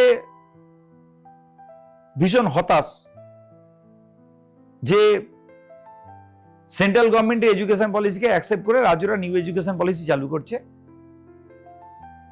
সিলেবাস কি, কোনটা মেজর সাবজেক্ট, কোনটা মাইনর সাবজেক্ট, ইন্টারডিসিপ্লিনারি সাবজেক্টে আমি কোন দিকে নিয়ে যাব ছেলে মেয়েদেরকে, এই যে টোটাল সিস্টেমটা, এটা একটা গন্ডগোলের সিস্টেমে পরিণত হয়েছে। আমার সিলেবাসের মধ্যে কি কি আছে বোঝার আগেই পরীক্ষা এসে গেছে, পাঠ্যপুস্তক রেডি হওয়ার আগেই পরীক্ষা হয়ে গেছে। ফলে একটা বিষয়ে বিশেষভাবে যে মানে কনসেন্ট্রেট করা, একটা বিষয়কে যে ডিপলি জানা, ডিপ রুটেড লার্নিং যেটাকে বলে, সেটার বড় অভাব হয়ে যাচ্ছে এবং টোটাল এডুকেশন পলিসিতে এটা চলে আসছে। এই যে তাহলে স্যার এই যে শর্ট টার্ম সেমিস্টার মডেল তৈরি হচ্ছে, এইটার আপনি কেমন ডিফাইন করবেন? আমি একটা কথা বলি, শর্ট টার্ম সেমিস্টার পলিসি তৈরি হয়েছে, এটা কেন মূলত তৈরি হয়েছে না, ছেলে মেয়েদের উপর বার্ডেন না দেওয়া। তার কারণ আলটিমেটলি আমরা যখন ধরুন আজকে আমি একটা কোনো থিসিস লিখবো, তো আমি কার সাহায্য নেব? আমি তো বইয়ের সাহায্য নেব, আমি তো পড়াশুনো করব, লিখবো। ফলে আমার বেসিকটা তৈরি করে দেওয়ার জন্য এটা করা হয়েছে। কিন্তু গভীর শিক্ষা, কনসেন্ট্রেটেড ওয়েতে একটা কিছু জানা, ডিপ রুটেড লার্নিং যেটা, সেটাতে তো একটু অসুবিধা হবেই। 6 মাসের মধ্যে একটা সিলেবাস আছে, সেই সিলেবাসে আমি কতটা ডিপলি যেতে পারবো, কতটা ভেতরে যেতে পারবো। ফলে সবটাই ভাষা হয়ে যাচ্ছে। এখানে একটা সিস্টেম চালু করার চেষ্টা হচ্ছে যে 4 বছরের গ্র্যাজুয়েশন কোর্স কেউ 3 বছরে ছেড়ে দিতে পারে, যে 4 বছর করবে সে মাস্টার ডিগ্রিতে যাবে। তার মানে ডিফাইন করে দেওয়া হচ্ছে যারা এডুকেশনে যেতে চাও এডুকেশনে যাও, আর যারা এডুকেশনে যেতে চাও না দে ড্রপ। কিন্তু আলটিমেটটা কি, আলটিমেট গোলটা কি, কখনো আপনি ডিফাইন্ড প্ল্যান পাবেন না যে আমি এডুকেশন পলিসিটা এই চালু করেছি। আমরা যখন দেখতাম একটা সিলেবাস তৈরি হতো না, যখন আমরা মানে বিএড পড়েছি বা how to train people, how to teach people পড়েছি, তখন প্রথমেই থাকতো অবজেক্টিভস, যে আমি এটা করছি, হোয়াট ইজ মাই অবজেক্টিভ। সেই অবজেক্টিভটাই ক্লিয়ার নেই, যে আমি এই সিলেবাস চালু করেছি, আমি এই সেমিস্টার চালু করছি, আমি সমস্ত স্টেট গভর্নমেন্টকে বলছি এভাবে আমার এডুকেশন পলিসি চলবে। What is the objective? কোথায় পৌঁছাবো একটা ছেলেকে? অবজেক্টিভ অ্যান্ড গোল, এই দুটো ভেরি ইম্পর্টেন্ট। আমার অবজেক্টিভেই পরীক্ষাটা কিসে কেন নেওয়া হয়?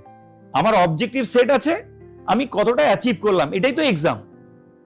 যেখানে অবজেক্টিভসই ক্লিয়ারলি ডিফাইন্ড নয়, গোলটাই ক্লিয়ারলি ডিফাইন্ড নয়, তাহলে আমার সামনে কি থাকবে?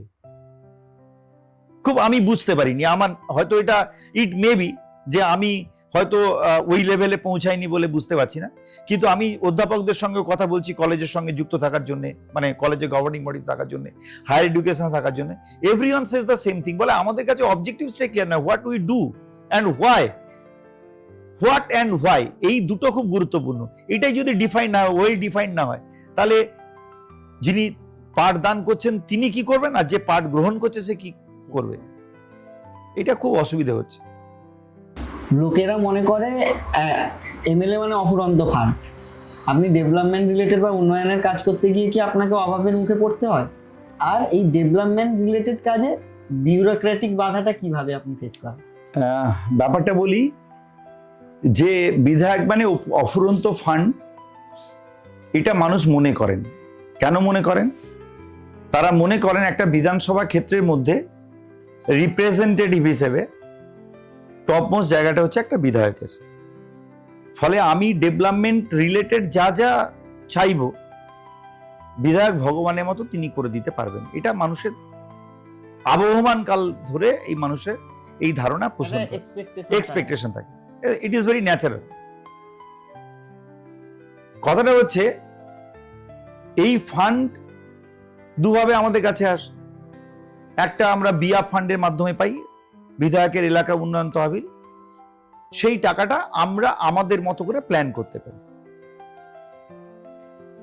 এটাও তো খুব বেশি টাকা নয়, মানে যত এরিয়া জুড়ে তার মধ্যে ডেভেলপমেন্ট করার জন্য সাফিসিয়েন্ট টাকা নয়। তাহলে আর কিভাবে আসে না, 30টা পঞ্চায়েতে কিছু টাকা আসে, 15th ফিনান্স, 5th ফিনান্স থেকে টাকা আসে, পঞ্চায়েত, গ্রাম পঞ্চায়েত, পঞ্চায়েত সমিতি, জেলা পরিষদ ওন ফান্ড থেকে আসে, আর স্টেট ফান্ড থেকে আসে, আর ডিপার্টমেন্টাল ফান্ড থেকে আসে। এইভাবে ফান্ডগুলো আসে। আমরা এই ফান্ডগুলো কিন্তু আমরা হ্যান্ডেল করি না, মানে বিধায়ক হ্যান্ডেল করেন না। আমরা অ্যাপ্রোচ করি মিনিস্ট্রিকে, আমরা স্কিম পাঠাই, এবং বাজেটের যে ফান্ড থাকে, বাজেট অ্যালোকেশন থাকে, সেই বাজেট অ্যালোকেশন থেকে আমরা ফান্ড অ্যারেঞ্জ করে আমরা কাজ করি। স্বাভাবিকভাবে এই এক্সপেকটেশনও থাকবে, আমাদের লড়াইও থাকবে, কারণ একটা সার্টেন অ্যামাউন্ট একটা ডিপার্টমেন্ট একটা বাজেট করলো, যদি তার বাইরের স্কিমস চলে আসে তাহলে ওই ইয়ারের মধ্যে তো ওই দপ্তর করতে পারবে না। ফলে স্বাভাবিকভাবে এক্সপেকটেশন থাকবে, আমাদের চেষ্টাও থাকবে, কিন্তু ফান্ড অফুরন্ত যা খুশি করে ফেলতে পারবো, এটা একটু বেশি ভাবনা হয়ে যাচ্ছে, বেশি চাহিদা হয়ে যাচ্ছে মানুষের।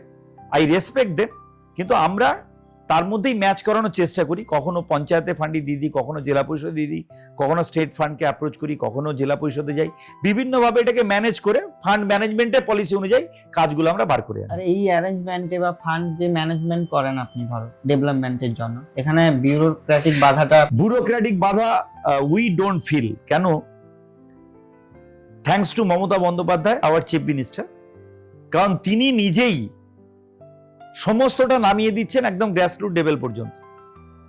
আজকে দুয়ারে সরকার করে তিনি যদি বিডিও অফিসে পঞ্চায়েতের সমস্ত স্টাফকে বুথে পাঠিয়ে দেন, you go there, you talk to the people, you know the demand, and with top most priority you do that. ফলে ব্যুরোক্র্যাটরাই তো বাধ্য হয়ে যাচ্ছে এগুলো করার জন্য। প্লাস এতগুলো হেল্প ডেস্ক আছে, এত হেল্প ডেস্ক আছে, এবং তার থেকে বড় কথা সরাসরি মুখ্যমন্ত্রী এক ডাকে অভিষেক। আপনি কি করবেন, কোথায় যাবেন? দিদিকে বলো, দিদিকে বলো। তাহলে ফলে স্বাভাবিকভাবে দোজ হু আর ব্যুরোক্র্যাটস, তারাও কম্পেলড হয়ে যাচ্ছে to provide service to the people. আমি বিডিও অফিসের বিডিওর সঙ্গে তো রেগুলার যোগাযোগ হয়, তারা বলছেন আমি অনেকদিন বিডিও আছি, কিন্তু আমি নেভার ইন মাই লাইফ আমি এত কাজ, এত স্কিমস, এত টেন্ডার কখনো আমায় করতে হয়নি, আজকে যেটা করতে হচ্ছে। ফলে আমরা অস্থির হয়ে যাচ্ছি, কিন্তু আমরা কাজ করছি। They are satisfied, they are doing the work. ফলে স্বাভাবিকভাবে আগে যে লাল ফিতের বাঁধনটা ভীষণ বড় হয়ে যেত, সেটা উই ডোন্ট ফিল দ্যাট। বরং আমরা ভিডিওদেরকে বলতে পারি, বা যারা আমলা আছেন তাদেরকে বলতে পারি আমার কাজটা কেন হলো, অন্য কিছু বলতে না পারি কিন্তু এই কাজটা বলতে পারি, এই কথাটা বলতে পারি যে আই নিড ইট, কেন আপনি এটা করলেন না। এবং তারা অত্যন্ত সহানুভূতিশীল, তারা বলেন দেখে দিচ্ছি, পারলে তারা অবভিয়াসলি ট্রাই করেন টু ডু দ্যাট। সুতরাং ওই লাল ফিতের বাঁধন মমতা বন্দ্যোপাধ্যায় প্রায় সরিয়ে ফেলেছেন, ওটা বাধা হয় না এখন। রাজনীতিতে আসার পর আপনার ব্যক্তিগত জীবন বা পরিবারের ওপর কি প্রভাব ফেলেছে? এরকম কি কখনো কখনো মনে হয় না যে শিক্ষকতাটাই আপনার কাছে শান্তিপূর্ণ ছিল, আর ভালো লাগছে না? না, ব্যাপারটা বলি, আমার পরিবার নিশ্চিতভাবে খুব অসুবিধার মধ্যে পড়ে। কারণ যখন আমরা পাবলিক লাইফে থাকি তখন একটা কমিটমেন্ট থাকে, একটা ডিউটিস অ্যান্ড রেসপন্সিবিলিটিস থাকে। যখন মানুষ ভোট দিয়ে একটা রিপ্রেজেন্টেটিভ তৈরি করে দেন, তখন তাদের প্রত্যেকের সুখ দুঃখের ভাগিদার নিজেদেরকে হয়ে যেতে হয়। তাদের অসুবিধাতে পাশে দাঁড়ানো আমাদের দায়িত্ব এবং কর্তব্যের মধ্যে এসে যায়। ফলে দিন রাত ঠিক থাকে না, চান খাওয়া ঠিক থাকে না, এবং সবচেয়ে বড় বার্ডেনটা, সবচেয়ে বড় অসুবিধাটা ফিল করে, হার্ডশিপটা ফিল করে আমাদের পরিবার।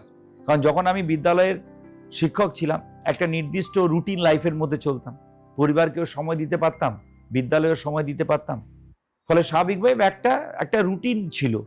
কিন্তু এখন আমাদের কাজের কোনো রুটিন নেই। ফলে স্বাভাবিকভাবে সবচেয়ে বেশি সাফার যদি কেউ করে এই জনপ্রতিনিধিদের, সেটা তাদের পরিবার। আর পরিবাররা পাশে দাঁড়ায় বলেই কিন্তু জনপ্রতিনিধিরা বাইরে কাজ করতে পারেন। হয়তো একটু অসুবিধে হয়, সব সময় সবাই মেনে নিতে পারে তা নয়, কিন্তু তারা হাসি মুখে আমাদেরকে বাইরে যেতেই বলেন এবং আমাদের কাজ করতেই বলেন। এটাই আমাদের পাওনা, আর কিছু না। কিন্তু আর কিছু পাই না আমরা, কিন্তু পরিবার পাশে দাঁড়ায় বলে আমরা এত মানুষের কাজ করতে পারি। তারা সাফারার হয়, পরিবার সাফার করে, কিন্তু মানুষের মুখে হাসি ফোটাতে আমরা পারি। এই কারণের জন্য পরিবার পাশে দাঁড়ায় বলে। তবে সবচেয়ে বেশি সাফার কিন্তু পরিবার করে। মানুষের কাছে আপনার কাছে প্রত্যাশা অনেক, কিন্তু একটা বিধায়কের যে সীমাবদ্ধতা কোথায় সেটা মানুষ হয়তো বুঝতে পারছে না। এই জিনিসটা আপনাকে কোথায় হার্ট করে? না, এটা হার্ট করার জায়গা নেই। মানুষ তো তার সুবিধা অসুবিধা কথা বলবেন, তাদের তো চাওয়া পাওয়া থাকবে, কিন্তু সবসময় মেটাতেও পারবো তা নয়। যেটা মিটিয়ে দিতে পারছি খুশি হচ্ছেন মানুষ, যেটা মেটাতে পারছেন না তারা অখুশি হচ্ছেন, সেই অখুশিটা প্রকাশও করবেন। এটা ভেরি ন্যাচারাল, এটাতে হার্ট হবার কিছু নেই। তিনি চাইছেন, আমি দিতে পারছি না, না দিতে পারার যন্ত্রণা আমার আছে, ঠিক একইভাবে না পাওয়ার যন্ত্রণা কষ্ট তার আছে। ফলে তিনি না পাওয়ার যন্ত্রণা থেকে তিনি রিয়্যাক্ট করে ফেলছেন, কিন্তু না দিতে পারার যন্ত্রণা আমার মধ্যে থাকছে, কিন্তু আমি রিয়্যাক্ট করতে পারছি না। এটাতে কোনো অসুবিধা হয় না। সাধারণ মানুষের চাহিদা আর আমার দিতে পারা বা না পারার মধ্যে যে গ্যাপ, সেই গ্যাপটা সবসময় থাকবে, এটা হার্ট করে না। কিন্তু হার্ট করে কখন না, যে মানুষগুলো এই চাওয়া পাওয়ার মধ্যে নেই, থার্ড পার্টি, তারা যখন আপনাকে সমালোচনা করে, আন্ডারস্ট্যান্ডিং এভরিথিং, তারা যখন সমালোচনা করে, বাজে কথা বলে, কটু কথা বলে, ভাবে হয়তো যে সব পলিটিশিয়ান একই রকম, এটা জেনারেল কনসেপ্ট তৈরি হয়ে গেছে। এটা একটা আইডিয়া থেকে তারা বলে। আপনিও যখন আপনার 100% দিচ্ছেন, তখন শুনতে হচ্ছে আপনাকেও সেই পলিটিশিয়ানদের মতো যে আমিও হয়তো একই রকম, বা কেউ আপনাকেও ডিফাইন করছে এরকম ভাবে। একদম বাজে কথা বলা, কুৎসা করা, নোংরা কথা বলা, ব্যক্তিগত আক্রমণ, সৌজন্যতা বিহীন রাজনীতি করা, এটা মূলত বিজেপি আসার পর স্টার্ট হয়েছে। এর আগে যখন আমরা বিরোধী ছিলাম, আমরা যখন লেফট ফ্রন্টের এগেনস্টে রাজনীতি করছি, তখন লেফট ফ্রন্টের বহু নেতাও আমাদের সম্মান করতেন। এবং আমি আপনাকে বলেছি, শিক্ষক সংগঠন থেকে প্রধান শিক্ষক হয়েছি, যখন বিদ্যালয়ে কাজ নিয়ে যেতাম, তখন এবিটিএ বামপন্থী শিক্ষক সংগঠনের মানুষেরা আমাদেরকে কোনো কাজ করে দিতেন না, ঘোরাতেন, হ্যারাস করতেন। তার মধ্যেও কিছু মানুষকে পেয়ে যেতাম যারা পাশে ডেকে বসে কথা বলতেন। এই সৌজন্যতা ছিল, আমরাও সৌজন্য প্রকাশ করতাম, কারণ আমরা জানতাম তারা করে দেবেন না। আর না করে দিলে ভাবতাম দ্যাট ইজ ন্যাচারাল, আর যদি করে দিতেন তাহলে সেটা উপরি পাওনা থাকতো আমাদের। কিন্তু তখনও আমরা কখনো অসৌজন্য প্রকাশ করিনি, বাজে কথা বলিনি, নোংরা কথা বলিনি, নীতির বিরোধিতা করেছি, যুক্তিতর্ক করেছি, থ্র্যাশ করেছি লজিক্যালি। কিন্তু এই তুমি চোর, এই তুমি বাজে লোক, এই তুমি চরিত্রহীন, এই তুমি বাজে, এই জাতীয় কথাগুলো বলার মানসিকতা কখনো আমাদের মধ্যে আসেনি। যে ট্রেন্ডটা বিজেপি এবং তার যে মিডিয়া, সোশ্যাল মিডিয়া, এটা চালু করেছে। আপনি একটা ভালো পোস্ট করছেন, আমার পেজ দুবার সাসপেন্ডেড হয়েছে, একবার প্রায় 20,000-এরও বেশি যখন ফলোয়ার আমি রিচ করছি তখন আমার একবার পেজ সাসপেন্ডেড হলো, কদিন আগে আবার একবার পেজ সাসপেন্ডেড হলো। তাতে কোনো বাজে কথা নেই, উন্নয়নের খতিয়ান তুলে ধরছি। তাহলে আরে যারা বিরোধী আছে তারা তো উন্নয়ন খতিয়ান চাইবে, যারা মানুষ তারা তো দেখতে চাইবে যে আমার এমএলএটা কি কাজ করেছে। তাকে নিতে পারছি না, আপনি দেখবেন, আপনি কমেন্ট বক্সে যাবেন, কমেন্ট পড়তে ইচ্ছে করবে না। আপনি একটা উন্নয়নের খতিয়ান দিয়েছেন, আপনাকে ব্যক্তিগত আক্রমণ করছে, নোংরা কথা বলছে। I don't know in the social media openly how they can use the vulgar language and how they can make vulgar comments. কারণ আমি কি কমেন্ট করছি সেটা তো আমার পরিচয়। তাহলে সে সোশ্যাল মিডিয়াতে ওই অ্যাকাউন্টের সঙ্গে যারা যুক্ত আছে, যারা কমেন্ট করছে, যারা পোস্ট করছে, ইচ অ্যান্ড এভরিওয়ানের কাছে সে বলতে চাইছে আমি বাজে কথা বলি, এবং কোনো শাইনেস নেই। এইটা কিন্তু আগে ছিল না, এটা বিজেপি চালু করেছে, তার মিডিয়া চালু করেছে। কেন? আপনাকে ডিমোরালাইজ করার জন্য, আপনার মেন্টালিটিটাকে নষ্ট করার জন্য ক্যালকুলেটিভলি এটা করছে। তো তিনিও যে মানুষের চোখে হে হয়ে যাচ্ছেন সেটা তিনি অনুভব করছেন না। আজকে বামফ্রন্টের সঙ্গে মমতা বন্দ্যোপাধ্যায় তো এত লড়াই ছিল, এত আন্দোলন ছিল, বামফ্রন্ট তারপর কম অত্যাচার করেনি, দিনের পর দিন মার খেয়েছেন, কোমর থেকে পা থেকে হাড় থেকে সব ভেঙে চুরচুর করে দিয়েছে। তারপরেও তো রাজ্যপালের শপথ গ্রহণ অনুষ্ঠানে তিনি বিমান বসুকে হাত ধরে টেনে এনে বলতে পারেন, বিমানদা আপনি পেছনে কেন, সামনে আসুন। This kind of respect, this kind of courtesy, এটা তো এক্সপেক্ট করব। লড়াইটা তো রাজনীতির মঞ্চে, লড়াইটা নীতির প্রশ্নে। এটা কি মনে করেন আপনি, আমি হয়তো এতে চলে যাচ্ছি অন্য প্রসঙ্গে, যে দুজন বাঙালি বলে এটা সম্ভব হয়েছে? প্রশ্ন নয়, এটা প্রশ্ন নয়। দুজন বাঙালি বলে সম্ভব হয়েছে এটা কোনো কথা নয়। কথাটা হচ্ছে আমি এল্ডারলি পিপলকে রেসপেক্ট করছি কিনা। যদি আমি, এটা একটা বাঙালিদের চিন্তন এইরকম ধরনের। সিবি আনন্দ বোসকে মমতা বন্দ্যোপাধ্যায় কি বললেন? তিনি পদত্যাগ করার পরে লড়াইটা ছিল নীতির প্রশ্নে, নীতির লড়াই নেই, তিনি সৌজন্য দেখালেন না। গোপাল কৃষ্ণ গান্ধী, তিনি তো বাঙালি ছিলেন না, ভারতবর্ষের পশ্চিমবঙ্গের রাজ্যপাল ছিলেন, তার সঙ্গে তার সম্পর্ক ভালো ছিল না। সারা ভারতবর্ষে প্রচুর লিডার্স আছেন, যে লিডার্সরা still respect Mamata Bandyopadhyay, and Mamata Bandyopadhyay respect দেন। এখনো মুর্শিদাবাদের রাম, মালদা রাম তিনি দিল্লিতে পাঠান বিভিন্ন জনের কাছে, আমরা জানি না কার কাছে পাঠান। কেউ কেউ সেটার মানে আবার অন্যরকম করে বিবৃতি দিয়ে দেন, এটা তো আমাদেরকে হার্ট করে। আমি পুজোর গিফট পাঠিয়েছি কাউকে, এটা তো পার্সোনাল রিলেশনশিপের জায়গা, তাকে যদি আমি অন্য ব্যাখ্যা করি, এই জায়গাটা ক্ষতি করছে আমাদের। নিশ্চয়ই নীতির প্রশ্নে লড়াই হবে, বিধানসভায় লড়াই হবে, মঞ্চে লড়াই হবে, রাজনীতি লড়াই হবে, কিন্তু আমরা ভুলে গেছি যে politics is not always the cup of tea. এর বাইরেও একটা জীবন আছে, এর বাইরেও একটা ব্যক্তি সত্তা আছে, এর বাইরেও একটা সম্ভ্রমের জায়গা আছে, সম্মানের জায়গা আছে। তো সেটাকে আমরা ভুলে যাচ্ছি। রাজনীতি এটাই সবচেয়ে খারাপ করছে। বিজেপি আসার পর থেকে এই ট্রেন্ডটা প্রচুর পরিমাণে শুরু হয়েছে। রেসপেক্ট না দেখানো, মানুষকে নোংরা কথা বলা, বাজে কথা বলা এবং তার মরালিটিটাকে ভেঙে দেওয়া, এটা ভীষণভাবে চালু করেছে। এবং এটা মানে এমন কিছু কিছু বিষয় কমেন্টসে চলে আসে, আমরা ভাবি কি করে সোশ্যালি সবার সামনে এরকম কমেন্ট করা যায়, এরকম মন্তব্য করা যায়। এটা খুব হার্ট করে আমাকে। আপনি জেনারেলি দাঁড়িয়ে বিধানসভা বলছেন, এই তৃণমূলের সবাই চুপ, দাঁড়িয়ে বলছেন। হ্যাঁ, দু চারজন বাজে লোক, খারাপ লোক প্রত্যেকটা দলে থাকতেই পারে, ইউ ট্রিট দেম ডিফারেন্টলি। নিশ্চিতভাবে আমি একটা খারাপ লোককে রেসপেক্ট করব না, আমি তার সঙ্গে তার ডিফারেন্ট ট্রিটমেন্ট থাকবে, ডিফারেন্ট কাইন্ড অফ বিহেভিয়ার থাকবে তার সঙ্গে, হয় অ্যাভয়েড করবো নলে দূরত্ব তৈরি করবো, দ্যাট ইজ ডিফারেন্ট। কিন্তু those who are not that type of people, আমি যদি পলিটিক্স করতে এসে মানুষকে অ্যাসেস করতে না পারি, তাহলে পলিটিক্সই করার যোগ্য নই। আমি সেম ক্যাটাগরিতে ডিফাইন করা তো উচিত নয়। আমি পলিটিক্স করতে এসেছি মানে কি, যারাই পলিটিক্স করতে আসছেন তাদের সামনে বিজনেসটা কি, to assess the people, to assess the leader. এটা ফার্স্ট এন্ড ফরমোস্ট থিং। এটা যদি করতে না পারি তাহলে আমি তো ভুল জায়গায় ইয়ে করবো। আমি মানে মিত্রের ঘাড়েও বন্দুক ফেলে দেবো আর শত্রুর ঘাড়েও বন্দুক ফেলে দেবো, যদি আমি অ্যাসেস করতে না পারি, দুমদাম করে ফেলবো। এইটা মানে ইন্ডিয়ান পলিটিক্সের ডিজেনারেটেড সিচুয়েশন। আমি নিশ্চয়ই আমার কথা বলবো, আমি আমার কথা বলবো, আমাকে হাইলাইট করবো, আমাকে প্রমোট করবো, আমার দলকে প্রমোট করবো, ইট ইজ অলওয়েজ অ্যাকসেপ্টেবল।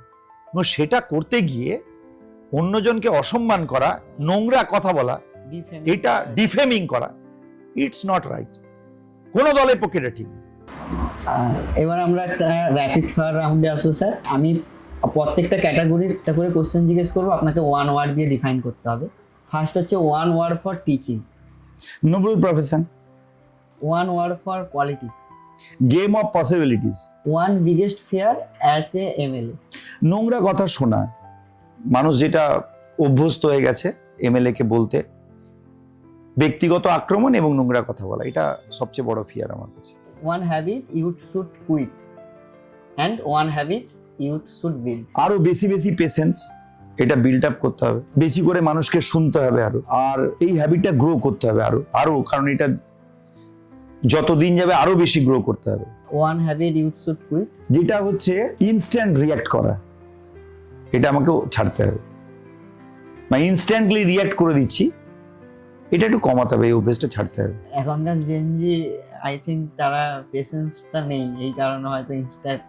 না, ইনস্ট্যান্ট রিয়াক্ট না, ব্যাপারটা হচ্ছে কি, এটা একটু একটু বলি, ধরুন একটা লোককে আমি অনেক দিন অ্যাসেস করছি, তার অ্যাসেসমেন্ট আমার কাছে complete, what kind of people he is, what he wants to do, what he wants from me, what he wants to say, এটা কিছুদিন চলার পরে না ট্রেন্ডটা বোঝা যায়। এবারে যখনই সে রিপিট করে তখনই ইনস্ট্যান্টলি আমরা রিয়াক্ট করে দিই, থামিয়ে দিই, এই চুপ করো, আমি জানি এটা। এটা বন্ধ করতে হবে। কেন?